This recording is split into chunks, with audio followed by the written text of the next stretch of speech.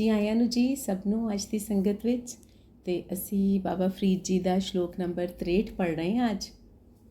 ਤੇ ਜੀ ਦਿਸ਼ਾ ਜੀ ਸ਼ੁਰੂ ਕਰੋ। ਹਾਂਜੀ, ਸਾਰਿਆਂ ਨੂੰ ਸਤਿ ਸ਼੍ਰੀ ਅਕਾਲ, ਸਲਾਮ। ਅੱਜ ਅਸੀਂ ਬਾਬਾ ਫਰੀਦ ਜੀ ਦਾ 63ਵਾਂ ਸ਼ਲੋਕ ਪੜ੍ਹ ਰਹੇ ਹਾਂ, ਵਿਚਾਰ ਕਰ ਰਹੇ ਹਾਂ। ਤੇ ਹਾਂਜੀ, फरीदाए हो पछताओ, एहो पछताओ। फरीदाए हो पछताओ,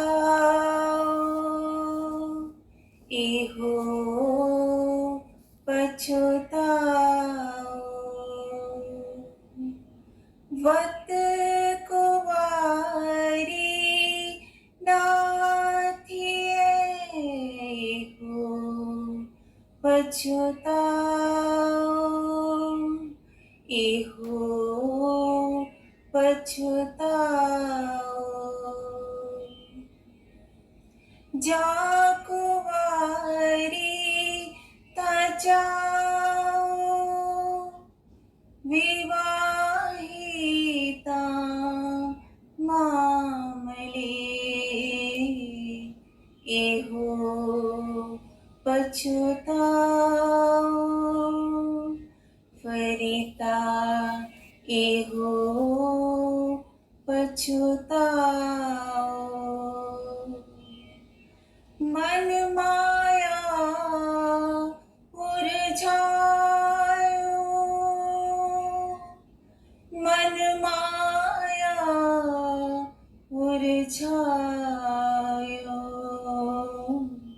एहो पछताओ, एहो पछताओ। जो जो कर्म कियो लालच लग, तेह तेह आप बंधायो, एहो पछताओ। फरीदा एहो पछताओ, एहो पछताओ।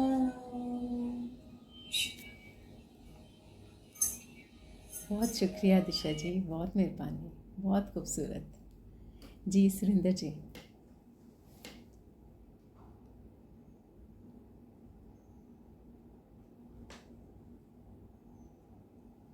मैं आज सादा ही पढ़ के सुनावांगी। ਜਾਂ ਕੁਆਰੀ ਤਾਂ ਚਾਓ, ਵਿਵਾਹਿਤਾ ਮਾਮਲੇ, ਫਰੀਦਾ ਇਹੋ ਪਛਤਾਓ।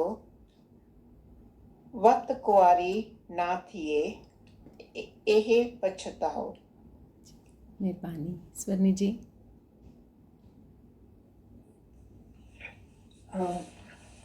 ਸਤਿ ਸ਼੍ਰੀ ਅਕਾਲ, ਸਲਾਮ ਸਾਰਿਆਂ ਨੂੰ। ਜਾ ਕੁਆਰੀ ਤਾਂ ਚਾਓ, ਵਿਵਾਹਿਤਾ ਮਾਮਲੇ, ਫਰੀਦਾ ਇਹੋ ਪਛਤਾਓ।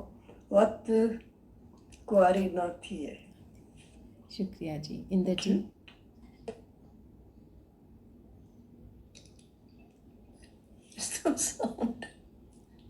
ਸਤਿ ਸ਼੍ਰੀ ਅਕਾਲ, ਸਲਾਮ ਸਾਰਿਆਂ ਨੂੰ ਜੀ। ਜਾਂ ਕੁਆਰੀ ਤਾਂ ਚਾਓ, ਵਿਵਾਹਿਤਾ ਮਾਮਲੇ, ਫਰੀਦਾ ਇਹੋ ਪਛਤਾਓ।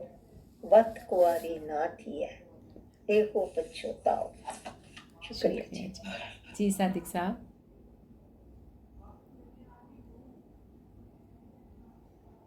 अनम्यूट करना है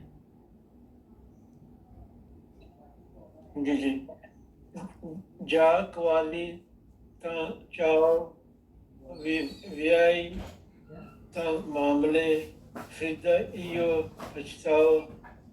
ਵਤ ਕੁਆਰੀ ਨਾ ਥੀਏ, ਥੀ।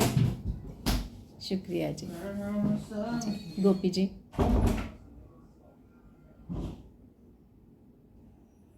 ਸਤਿ ਸ਼੍ਰੀ ਅਕਾਲ ਸਾਰਿਆਂ ਨੂੰ। ਸਤਿ ਸ਼੍ਰੀ ਅਕਾਲ ਜੀ। ਜਾਂ ਕੁਆਰੀ ਤਾਂ ਚਾਓ, ਵਿਆਹੀ ਤਾਂ ਮਾਮਲੇ ਫਰੀਦਾ ਇਹੋ ਪਛਤਾਓ ਵਕਤ ਕੁਆਰੀ ਨਾ ਥੀਏ। ਸ਼ੁਕਰੀਆ ਜੀ। ਪਰਮਿੰਦਰ ਜੀ।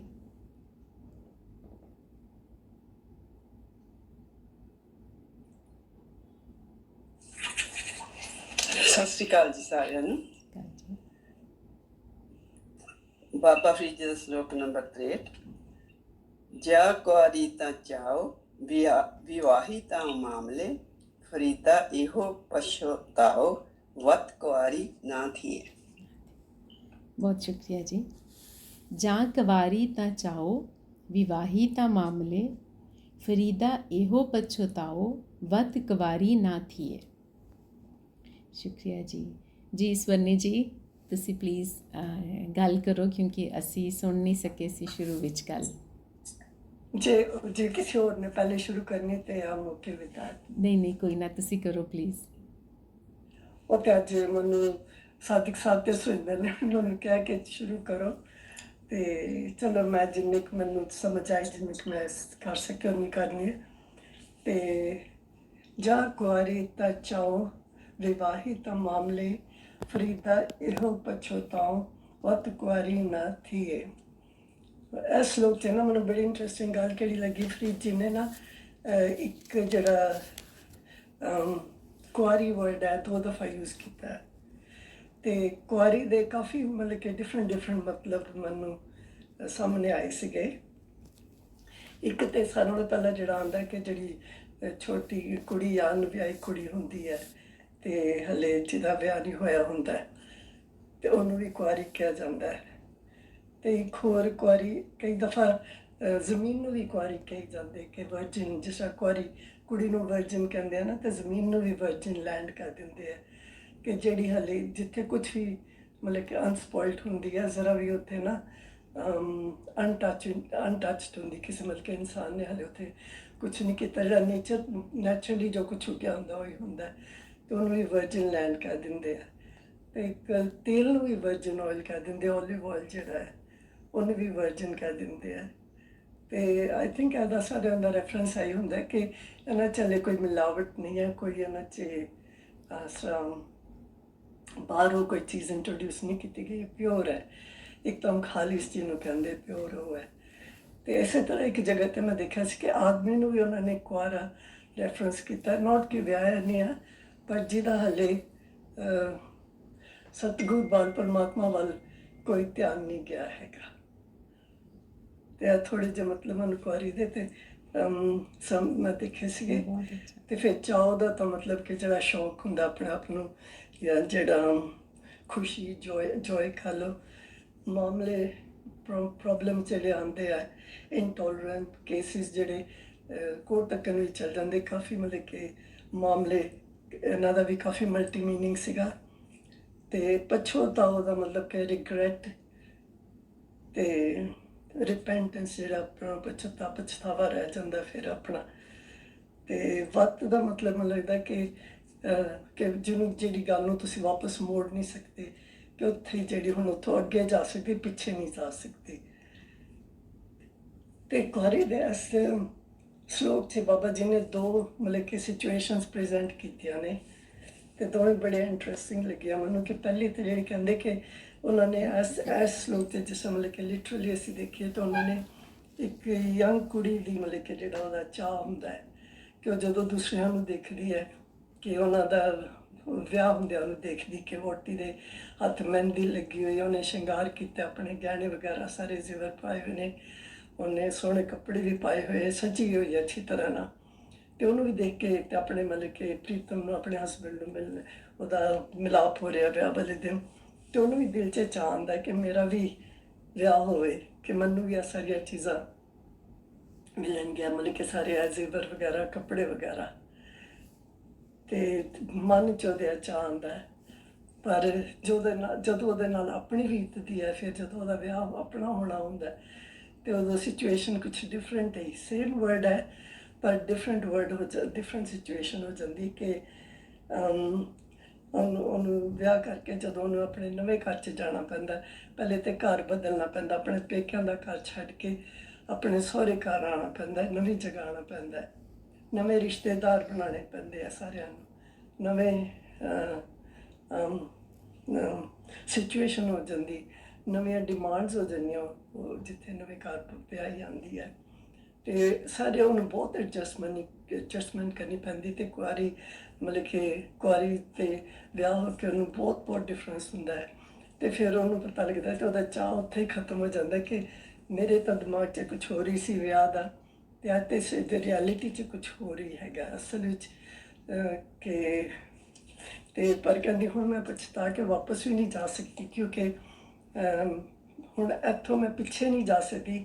ਫਿਰ ਉਹ ਬਾਬਾ ਜੀ ਤਰ੍ਹਾਂ ਕਹਿੰਦੇ ਕਿ ਅੱਗੇ ਹੀ ਜਾਣਾ ਪੈਂਦਾ, ਪਿੱਛੇ ਜਾਣ ਦਾ ਕੋਈ ਮਤਲਬ ਹੀ ਨਹੀਂ ਹੈ ਕਿ ਮਤਲਬ ਜਿਹੜੀ ਸਿਚੁਏਸ਼ਨ ਹੋ ਗਈ ਹੋਈ ਹੈ ਹੁਣ ਉਹਨੂੰ ਬਦਲ ਨਹੀਂ ਸਕਦੇ।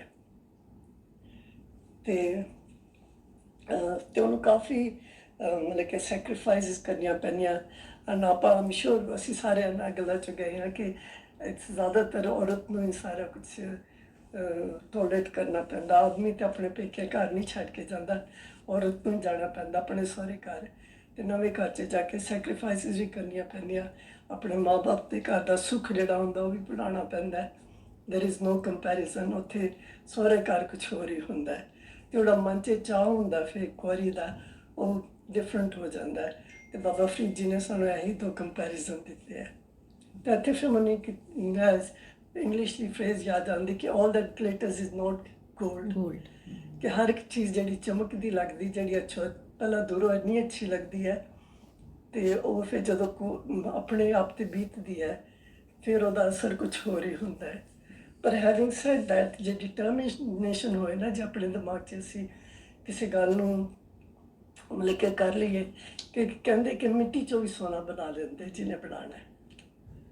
ਜੇ ਟੋਲਰੈਂਸ ਹੈਗੀ, ਜੇ ਆਪਣੇ ਦਿਲ 'ਚ ਆਪਣੇ ਚਾਹਤ ਹੈਗੀ ਹੈ ਕਿ ਹੁਣ ਜਿਹੜੀ ਸਿਚੁਏਸ਼ਨ 'ਚ ਮੈਂ ਹੈਗਾ ਉਹ ਹੈ ਮੇਰੇ ਕੋਲ, ਪਰ ਉਹਨੂੰ ਮੈਂ ਛੱਡਣਾ ਨਹੀਂ ਹੈ, ਮੈਂ ਹੁਣ ਇਹਨੂੰ ਅੱਗੇ ਕਿਸ ਤਰ੍ਹਾਂ ਇੰਪਰੂਵ ਕਰਨਾ ਹੈ। ਸੋ ਮਿੱਟੀ ਨੂੰ ਵੀ ਸੋਨਾ ਬਣਾ ਸਕਦੇ ਅਸੀਂ, ਅਤੇ ਉਹ ਮਿਹਨਤ ਹੁੰਦੀ ਹੈ, ਸੈਕਰੀਫਾਈਸਿਸ ਬਹੁਤ ਕਰਨੀਆਂ ਪੈਂਦੀਆਂ। ਅਤੇ ਮਤਲਬ ਕਿ ਕਈ ਦਫਾ ਆਪਣੇ ਆਪ ਨੂੰ ਮਨ ਮਾਰ ਕੇ ਵੀ ਬਹੁਤ ਕੁਛ ਕਰਨਾ ਪੈਂਦਾ। ਅਤੇ ਇੱਥੇ ਮੈਨੂੰ ਸਟੋਰੀ ਨਹੀਂ ਪਰ ਰੀਅਲ ਲਾਈਫ ਹੈ, ਅਤੇ ਮੈਂ ਇੱਕ ਐਨਕਡੋਟ ਕਰਾਂਗੀ। ਜਿਹੜੇ ਖਾਸ ਕਰ ਕੀਨੀਆ ਤੋਂ ਆਉਂਦੇ ਨੇ ਉਹਨਾਂ ਨੂੰ ਇਹ ਪਤਾ ਹੈਗਾ ਕਿ ਜਿਹੜੀ ਮਾਈਗ੍ਰੇਸ਼ਨ ਹੁੰਦੀ ਹੈ ਬਿਟਵੀਨ ਜੂਨ ਐਂਡ ਅਗਸਤ, ਮਾਰਾ ਜਿਹੜੀ ਕਿਹੜਾ ਹੈਗਾ ਕਿ ਵਾਈਲਡ ਗੇਮ ਪਾਰਕ ਹੈ ਨਾ, ਉਹਦੇ 'ਚ ਹੁੰਦੀ ਹੈ। ਅਤੇ ਇਹ ਨਾ ਹੁੰਦੀ ਹੈ ਕਿ ਉਹ ਜਿਹੜੇ ਜਾਨਵਰ ਹੁੰਦੇ ਆ ਨਾ, ਅਤੇ ਜਿੱਥੇ ਮਾਰਾ 'ਚ ਹੁੰਦੇ ਉੱਥੇ ਜ਼ਮੀਨ ਸੁੱਕਣੀ ਸ਼ੁਰੂ ਹੋ ਜਾਂਦੀ ਹੈ, ਅਤੇ ਉਹਨਾਂ ਨੂੰ ਅੱਗੇ ਦੂਸਰੇ ਪਾਸੇ ਨਾ ਉਹਨਾਂ ਨੂੰ ਹਰਾ ਘਾਹ ਦਿਸਦਾ ਹੈ, ਅਤੇ ਉਹਨਾਂ ਨੂੰ ਇੰਨੀ ਡਿਟਰਮੀਨੇਸ਼ਨ ਹੁੰਦੀ ਕਿ ਉਹ ਘਾਹ 'ਤੇ ਜਾਣ ਦੀ, ਉਸ ਦੂਸਰੇ ਪਾਸੇ ਜਾਣ ਦੀ। ਅਤੇ ਉਹ ਕਾਫੀ ਦੂਰ ਹੁੰਦਾ, ਕਾਫੀ ਮਾਈਲ ਦੂਰ ਹੁੰਦਾ, ਅਤੇ ਉਹ ਹਜ਼ਾਰਾਂ ਲੱਖਾਂ ਦੀ ਤਾਦਾਦ 'ਚ ਜਾਨਵਰ ਇਕੱਠੇ ਹੋਣੇ ਸ਼ੁਰੂ ਹੋ ਜਾਂਦੇ ਕਿ ਮਾਈਗ੍ਰੇਟ ਕਰਨ ਲਈ। ਮਾਈਗ੍ਰੇਟ ਮਤਲਬ ਕਿ ਇੱਕ ਜਗ੍ਹਾ ਤੋਂ ਦੂਸਰੀ ਜਗ੍ਹਾ 'ਤੇ ਜਾਣ ਵਾਸਤੇ। ਅਤੇ ਇੰਨੇ ਜ਼ਿਆਦਾ ਜਾਨਵਰ ਇਕੱਠੇ ਹੁੰਦੇ ਕਿ ਲੱਖਾਂ ਦੇ ਲੱਖਾਂ ਅਸੀਂ ਆਪ ਦੇਖੇ ਨੇ, ਜਿੱਧਰ ਵੀ ਦੇਖੋ ਜਾਨਵਰ ਇਕੱਠੇ ਹੁੰਦੇ ਕਿ ਉਹਨਾਂ ਨੇ ਦੂਸਰੇ ਪਾਸੇ ਜਾਣਾ। ਪਰ ਉਹਨਾਂ ਨੂੰ ਇਹ ਨਹੀਂ ਪਤਾ ਹੁੰਦਾ ਕਿ ਰਸਤੇ 'ਚ ਕੀ ਮੁਸ਼ਕਿਲ ਆਉਣੀ ਹੈ, ਉਹਨਾਂ ਨੂੰ ਕੀ ਮਤਲਬ ਕਿ ਕਿੱਥੋਂ ਲੰਘਣਾ ਪੈਣਾ। ਅਤੇ ਜਿੱਥੋਂ ਉਹਨਾਂ ਨੂੰ ਲੰਘਣਾ ਪੈਂਦਾ ਨਾ, ਉੱਥੇ ਤਾਂ ਪਹਿਲੇ ਉਹ ਬੜੀ ਐਸਾ ਤਿਲਕਣ ਵਾਲੀ ਜਗ੍ਹਾ ਹੁੰਦੀ ਨੀਚੇ ਜਿੱਥੋਂ, ਅਤੇ ਫਿਰ ਉਹਨਾਂ ਨੂੰ ਇੱਕ ਰਿਵਰ ਕ੍ਰੋਸ ਕਰਨੀ ਪੈਂਦੀ, ਮਾਰਾ ਰਿਵਰ ਹੈ, ਜਿਹਦੇ 'ਚ ਇੰਨੇ ਵੱਡੇ ਵੱਡੇ ਕ੍ਰੋਕੋਡਾਈਲਸ ਹੁੰਦੇ ਨੇ, ਅਤੇ ਉਹ ਕ੍ਰੋਕੋਡਾਈਲਸ 'ਤੇ ਵੇਟ ਕਰਦੇ ਹੁੰਦੇ ਕਿ ਇਹ ਸਾਡਾ ਹੁਣ ਖਾਣਾ ਆ ਰਿਹਾ। ਪਰ ਫਿਰ ਵੀ ਤੁਸੀਂ ਦੇਖੋ ਉਹਨਾਂ ਨੂੰ ਪਤਾ ਨਹੀਂ, ਪਰ ਉਹ ਫਿਰ ਵੀ ਪਲੰਜ ਲੈਣ ਲਈ ਤਿਆਰ ਹੁੰਦੇ ਨੇ, ਅਤੇ ਉਹ ਉੱਥੇ ਆਉਂਦੇ ਨੇ। ਅਤੇ ਦਿਸ ਹੈਪਨਸ ਬਿਟਵੀਨ ਜੂਨ ਐਂਡ ਜੁਲਾਈ 'ਚ ਐਗਜ਼ੈਕਟਲੀ ਉਹ ਮੂਵ ਹੋਣਾ ਸ਼ੁਰੂ ਹੋ ਜਾਂਦੇ ਨੇ। ਅਤੇ ਪਰ ਉਹ ਸਾਰਾ ਕਿ ਪਹਿਲੇ ਇੱਥੇ ਖੜੇ ਹੋ ਜਾਂਦੇ ਅਤੇ ਦੇਖਦੇ ਆ, ਇੱਕ ਸ਼ੁਰੂ ਕਰਦਾ ਜਾਣਾ, ਫਿਰ ਸਾਰੇ ਉਹਨੂੰ ਫੋਲੋ ਕਰਨਾ ਸ਼ੁਰੂ ਕਰ ਦਿੰਦੇ ਨੇ। ਅਤੇ ਸੈਕਰੀਫਾਈਸ ਹੈ ਕਿ ਕਈ ਰਸਤੇ 'ਚੋਂ ਕਈ ਤਾਂ ਲੰਘ ਜਾਂਦੇ ਨੇ ਉਹਨਾਂ ਦੀ, ਕਈ ਨਹੀਂ ਲੰਘ ਸਕਦੇ, ਪਾਰ ਨਹੀਂ ਹੋ ਸਕਦੇ, ਕਿ ਉਹ ਜਿਹੜੇ ਮਗਰਮੱਛ ਹੁੰਦੇ ਉਹਨਾਂ ਦਾ ਖਾਣਾ ਹੁੰਦਾ। ਅਤੇ ਪਰ ਇੱਥੇ ਇੱਕ ਇਹ ਵੀ ਖਿਆਲ ਆਉਂਦਾ ਹੁੰਦਾ ਮੈਨੂੰ ਕਈ ਦਫਾ ਕਿ I don't know who to feel sorry for, ਕਿ ਜਿਹੜਾ ਹੰਟਰ ਹੈ ਕਿ ਜਿਹੜਾ ਹੰਟਡ ਹੈ, ਕਿ ਜਿਹਨੇ ਹੰਟ ਕਰਨਾ ਉਹਨੇ ਤਾਂ ਖਾਣਾ ਆਪਣਾ, ਪਰ ਜਿਹੜਾ ਵਿਚਾਰਾ ਆਪਣੀ ਜਾਨ ਸੈਕਰੀਫਾਈਸ ਦਿੰਦਾ ਉਹਦੀ ਵੀ ਕੁਰਬਾਨੀ ਹੈ। ਪਰ ਇਹ ਕੁਦਰਤ ਦਾ ਮਤਲਬ ਕਿ ਹੈਗਾ, ਇੱਕੋ ਆਪਣਾ ਸਿਸਟਮ ਹੈਗਾ ਜਿਹਦੇ ਵਿੱਚ ਅਸੀਂ ਰਹਿਣਾ। ਤੇ ਮੈਨੂੰ ਇੱਥੇ ਆਈ ਬਸ ਇਹ 2 ਸਿਚੁਏਸ਼ਨਸ ਬਾਬਾ ਜੀ ਦੀ ਤੇ ਕੁਆਰੀ ਦੀ ਹੈ ਮੈਨੂੰ ਕਾਫੀ ਅਪੀਲ ਕੀਤਾ ਸੀ। ਇੱਕ ਪਛਤਾਓ ਕਿ ਪਛਤਾਵਾ ਅਸੀਂ ਕਰ ਕੀ ਸਕਦੇ ਹਾਂ, ਪਰ ਪਛਤਾਵਾ ਕਰਕੇ ਕੁਝ ਗੇਨ ਨਹੀਂ ਹੈਗਾ। ਅਸੀਂ ਜੇ ਆਪਣੇ ਆਪ ਨੂੰ ਉੱਠ ਜਾਈਏ ਨਾ ਤੇ ਡਿਟਰਮੀਨੇਸ਼ਨ ਕਰ ਲਈਏ, ਜਿਸ ਤਰ੍ਹਾਂ ਜਾਨਵਰ ਦੀ ਡਿਟਰਮੀਨੇਸ਼ਨ ਹੈ ਕਿ ਅਸੀਂ ਉਹ ਦੂਸਰੇ ਪਾਸੇ ਹਰੇ ਕਾਵਲ ਪਹੁੰਚਣਾ ਹੀ ਆ, ਅਸੀਂ ਵੀ ਡਿਟਰਮੀਨੇਸ਼ਨ ਕਰ ਲਈਏ ਤਾਂ ਅਸੀਂ ਮਿੱਟੀ 'ਚੋਂ ਵੀ ਸੋਨਾ ਕੱਢ ਸਕਦੇ ਹਾਂ। ਬਸ ਥੈਂਕ ਯੂ ਜੀ, ਮੈਨੂੰ ਨਹੀਂ ਸਮਝ ਆਈ ਸੀ। ਬਹੁਤ ਸ਼ੁਕਰੀਆ ਸਵਰਨੀ ਜੀ, ਬਹੁਤ ਸੋਹਣਾ ਸਮਝਾਇਆ ਤੁਸੀਂ, ਬਹੁਤ ਸੋਹਣਾ। ਜੀ ਆਇਆਂ ਨੂੰ ਛਿੰਦੀ ਜੀ, ਤੁਸੀਂ ਪੜ੍ਹ ਲਓ।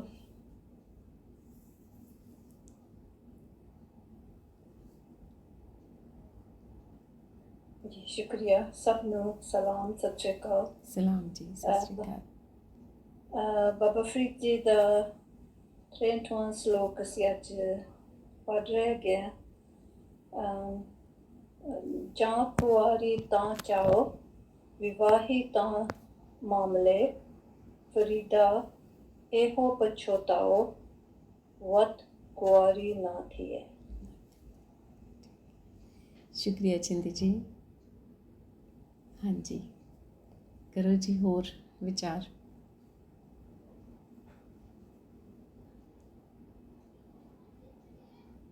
ਦਿਸ਼ਾ ਜੀ ਤੁਸੀਂ ਗੱਲ ਕਰ ਲਓ, ਫਿਰ ਤੁਸੀਂ ਚਲੇ ਜਾਣਾ। ਹਾਂਜੀ, ਥੈਂਕ ਯੂ ਅਸਮਾ ਜੀ।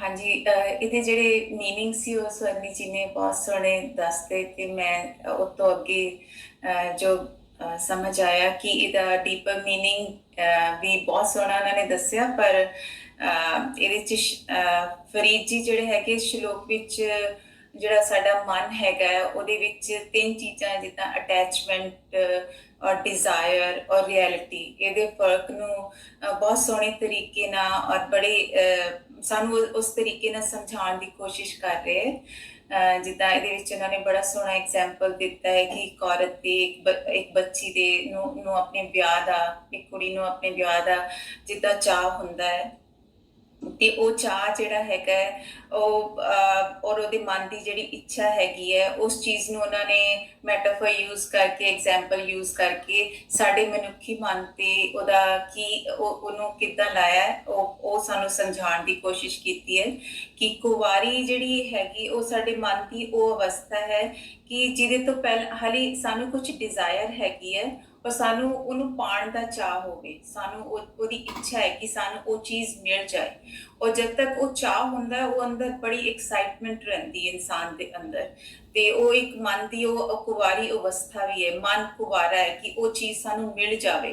ਅਤੇ ਜਦ ਉਹਦੇ 'ਚ ਫਰੀਦ ਜੀ ਕਹਿੰਦੇ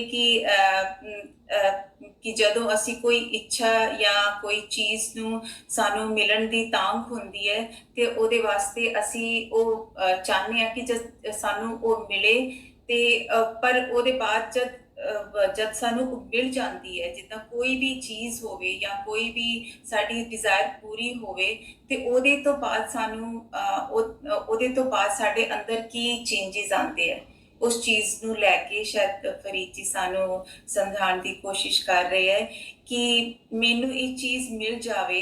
ਅਤੇ ਮੈਨੂੰ ਇਨਸਾਨ ਦੇ ਅੰਦਰ ਮੋਸਟਲੀ ਅਸੀਂ ਦੇਖਦੇ ਹਾਂ, ਸਾਡੇ ਸਭ ਦੇ ਅੰਦਰ ਹੈ ਕਿ ਜਿੱਦਾਂ ਅਸੀਂ ਆਪਣੇ ਸਟੂਡੈਂਟ ਲਾਈਫ ਤੋਂ ਲੈ ਲਈਏ ਕਿ ਯੰਗ ਲਾਈਫ ਤੋਂ ਲੈ ਕੇ ਹੁਣ ਤੱਕ ਲੈ ਲਈਏ, ਅਤੇ ਅਸੀਂ ਸੋਚਦੇ ਹਾਂ ਕਿ ਇਹ ਐਗਜ਼ਾਮ ਪਾਸ ਹੋ ਜਾਏ, ਬਸ ਇਸ ਤੋਂ ਬਾਅਦ ਮੇਰੀ ਲਾਈਫ 'ਚ ਸੁੱਖ ਹੈ। ਫਿਰ ਉਸ ਤੋਂ ਬਾਅਦ ਲਾਈਫ 'ਚ ਐਸੇ ਕਈ ਪੜਾਅ ਆਉਂਦੇ ਆ ਕਿ ਅਸੀਂ ਸੋਚਦੇ ਹਾਂ ਇਹ ਹੋ ਜਾਏ, ਇਸ ਤੋਂ ਬਾਅਦ ਸਾਨੂੰ ਸੁੱਖ ਹੈਗਾ, ਇਸ ਤੋਂ ਬਾਅਦ ਬਸ ਉਸ ਤੋਂ ਬਾਅਦ ਮੈਨੂੰ ਇਹ ਜੌਬ ਮਿਲ ਜਾਏ ਜਾਂ ਕੋਈ ਵੀ ਡਿਜ਼ਾਇਰ ਹੋ ਜਾਏ।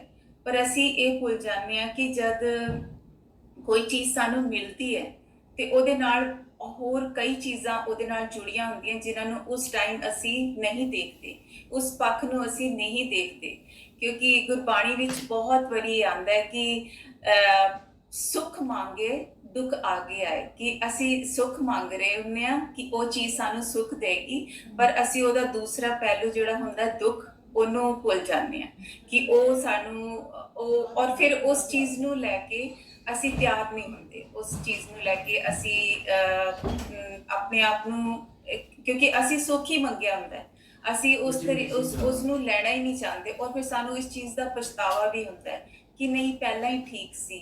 ਔਰ ਮੈਂ ਅੱਜ ਬਹੁਤ ਲਾਈਫ ਵਿੱਚ ਐਸੇ ਕਈ ਲੋਕਾਂ ਨੂੰ ਮਿਲਦੀ ਹਾਂ ਤੇ ਉਹ ਕਹਿੰਦੇ ਕਿ ਪਹਿਲਾਂ ਦੀ ਲਾਈਫ ਨਾ ਜਿਹੜੇ ਏਜ ਤੇ ਹੋ ਗਏ, ਜਿੱਦਾਂ ਪਹਿਲਾਂ ਦੀ ਲਾਈਫ ਬੜੀ ਸੌਖੀ ਸੀ। ਪਹਿਲਾਂ ਹੁਣ ਸਾਡੇ ਕੋਲ ਸਭ ਕੁਝ ਹੈ, ਪਰ ਸਾਡੇ ਕੋਲ ਨਾ ਉਹ ਸੁੱਖ ਨਹੀਂ ਹੈ, ਪਹਿਲੇ ਵਰਗੀ ਖੁਸ਼ੀ ਨਹੀਂ ਹੈ।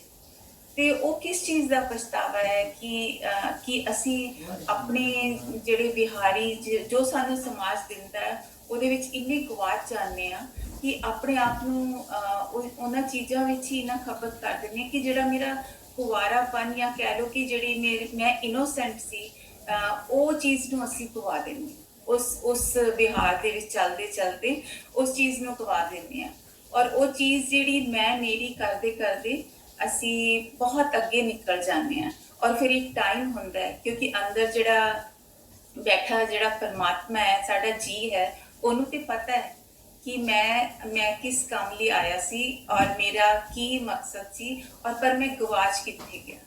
ਤੇ ਮੇਰੀ ਸਮਝ ਇੰਨੀ ਬਣੀ ਹੈ ਕਿ ਜਿਹੜੀ ਅਟੈਚਮੈਂਟ ਦੀ ਇੱਥੇ ਗੱਲ ਹੈ ਨਾ ਕਿ ਚੀਜ਼ ਨੂੰ ਕੁਝ ਅਚੀਵ ਕਰਨਾ ਜਾਂ ਡਿਜ਼ਾਇਰ ਰੱਖਣਾ, ਇਹਦੀ ਗੱਲ ਨਹੀਂ ਹੈ, ਇਹ ਮਾੜੀ ਗੱਲ ਨਹੀਂ ਹੈ, ਪਰ ਉਹਦੇ ਵਿੱਚ ਆਪਣੇ ਆਪ ਨੂੰ ਇੰਨਾ ਖਤਮ ਕਰ ਦੇਣਾ, ਉਹ ਜਿਹੜੀ ਚੀਜ਼ ਹੈ ਆਪਣੇ ਆਪ ਨੂੰ ਗਵਾ ਦੇਣਾ, ਉਹ ਚੀਜ਼ ਨੂੰ ਲੈ ਕੇ ਸ਼ਾਇਦ ਫਰੀਦ ਜੀ ਸਾਨੂੰ ਕਹਿ ਰਹੇ ਨੇ ਕਿ ਤੁਸੀਂ ਆਪਣੇ ਆਪ ਨੂੰ ਪਹਿਚਾਣੋ ਕਿ ਉਸ ਚੀਜ਼ ਤੋਂ ਨਿਕਲਦੇ ਹੋਏ।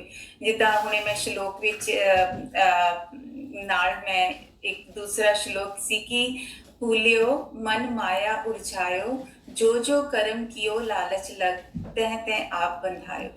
ਕਿਉਂਕਿ ਵਿਵਾਹ ਜਿਹੜਾ ਹੈਗਾ ਇੱਕ ਤਰ੍ਹਾਂ ਦਾ ਸੰਬੰਧ ਹੈ, ਇੱਕ ਅਸੀਂ ਕਿਸੇ ਨਾਲ ਬੰਧਦੇ ਹਾਂ ਔਰ ਅਸੀਂ ਕਿਸ ਚੀਜ਼ ਨਾਲ ਬੰਨੇ ਹੋਏ ਹਾਂ। ਇੱਥੇ ਸਾਡੇ ਮਨ ਦੀ ਹੈ ਕਿ ਸਾਡਾ ਮਨ ਕਿਸ ਚੀਜ਼ ਨਾਲ ਵਿਆਹਿਆ ਹੋਇਆ ਹੈ, ਕਿ ਉਸ ਚੀਜ਼ ਨਾਲ ਅਗਰ ਅਸੀਂ ਲਾਲਚ ਦੇ ਰੂਪ ਵਿੱਚ ਬੰਨੇ ਜਾਂਦੇ ਹਾਂ ਤੇ ਓਬਵੀਅਸਲੀ ਅਸੀਂ ਉਸ ਬੰਧਨ ਵਿੱਚ ਪੈ ਜਾਂਦੇ ਹਾਂ ਕਿ ਜਿਹੜੇ ਬੰਧਨ ਹੈਗੇ ਆ ਉਹ ਫਿਰ ਸਾਨੂੰ ਹਮੇਸ਼ਾ ਫਿਰ ਉਹ ਪਛਤਾਵੇ ਵੱਲ ਹੀ ਲੈ ਜਾਂਦੇ, ਕਿਉਂਕਿ ਉਹਦੇ ਵਿੱਚ ਮੈਂ ਹੀ ਮੇਰੀ ਰਹਿ ਜਾਂਦੀ ਹੈ। ਫਿਰ ਉਹ ਕਹਿੰਦੇ ਨਾ ਕਿ ਗੁਰਬਾਣੀ 'ਚ ਤੂੰ ਕਰਤਾ ਤੂੰ ਹੁਆ ਮੁਝ ਮੇ ਰਹਾ ਨਾ ਹੋ, ਫਿਰ ਮੈਂ ਤੂੰ ਨਹੀਂ ਆਉਂਦਾ, ਫਿਰ ਮੈਂ ਹੀ ਰਹਿ ਜਾਂਦਾ। ਜਿੱਥੇ ਉਹ ਮੈਂ ਆ ਜਾਂਦਾ ਤੇ ਫਿਰ ਉੱਥੇ ਓਬਵੀਅਸਲੀ ਅਸੀਂ ਨਿਭਾਉਣ ਬਣ ਚਲੇ ਜਾਂਦੇ ਹਾਂ। ਮੈਨੂੰ ਹਲੇ ਇੰਨੀ ਸਮਝ ਆਈ। Thank you. ਬਹੁਤ ਸ਼ੁਕਰੀਆ ਦਿਸ਼ਾ ਜੀ, ਬਹੁਤ ਸੋਹਣੀ ਗੱਲ, ਮਿਹਰਬਾਨੀ ਜੀ। ਗੋਪੀ ਜੀ।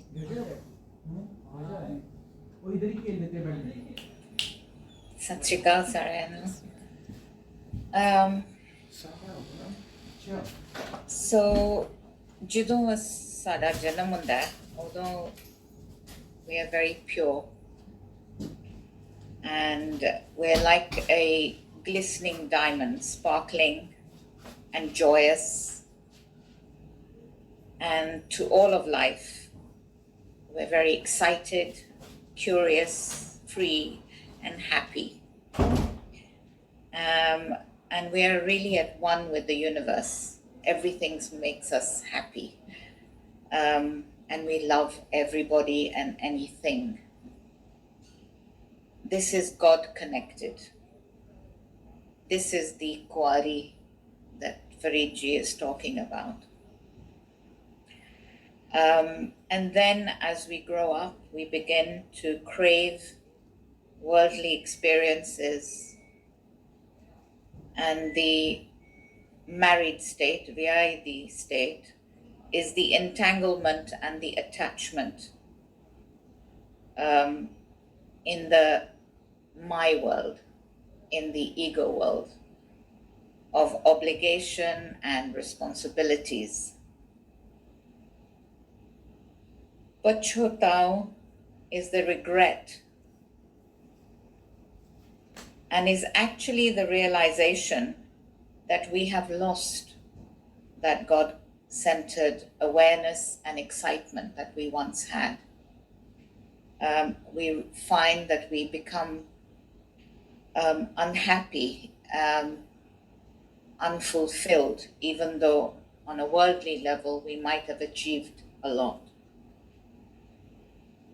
So this regret, to me, I feel is not ke pachhtana, ke get upset and all of that. Ke actually this is an opportunity to transform back and find that divine connection. ਕਿਉਂਕਿ ਜਦੋਂ ਸਾਨੂੰ ਕਿਸੇ ਗੱਲ ਦਾ ਪਛਤਾਵਾ ਹੁੰਦਾ ਹੈ, or we're unhappy, ਜਾਂ ਸਾਡੀ ਲਾਈਫ 'ਚ ਕੋਈ ਕ੍ਰਾਈਸਿਸ ਆਉਂਦੀ ਹੈ, ਉਦੋਂ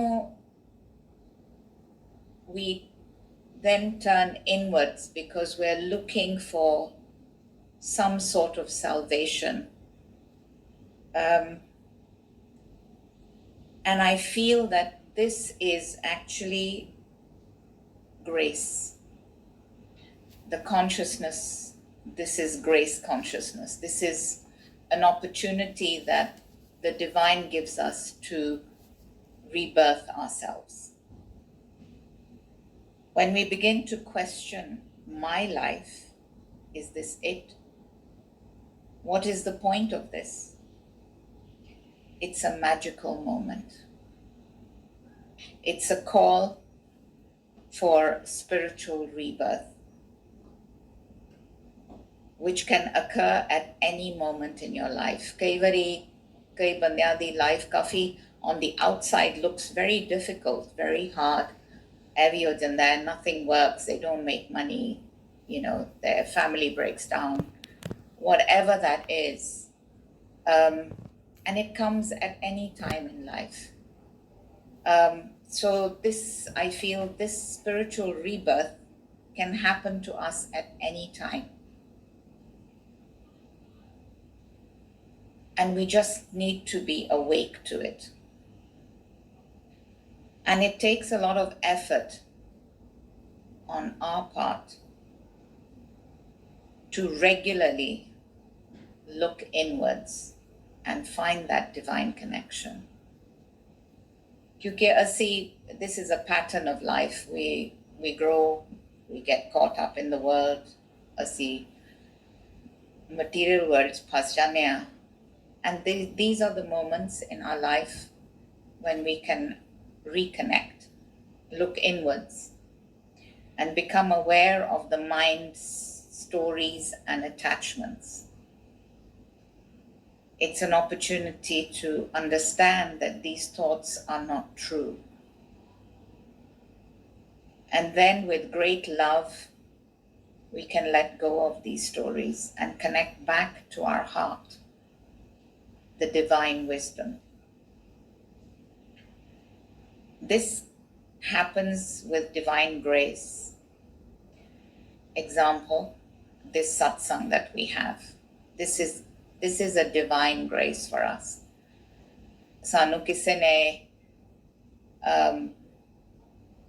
I didn't know what I was going to get out of it.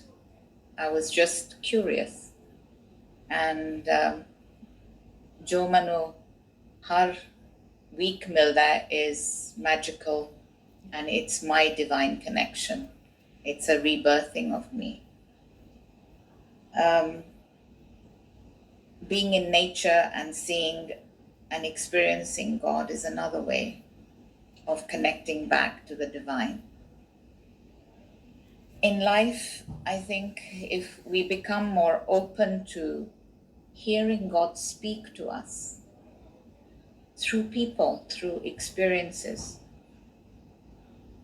and to be excited and open to life once more,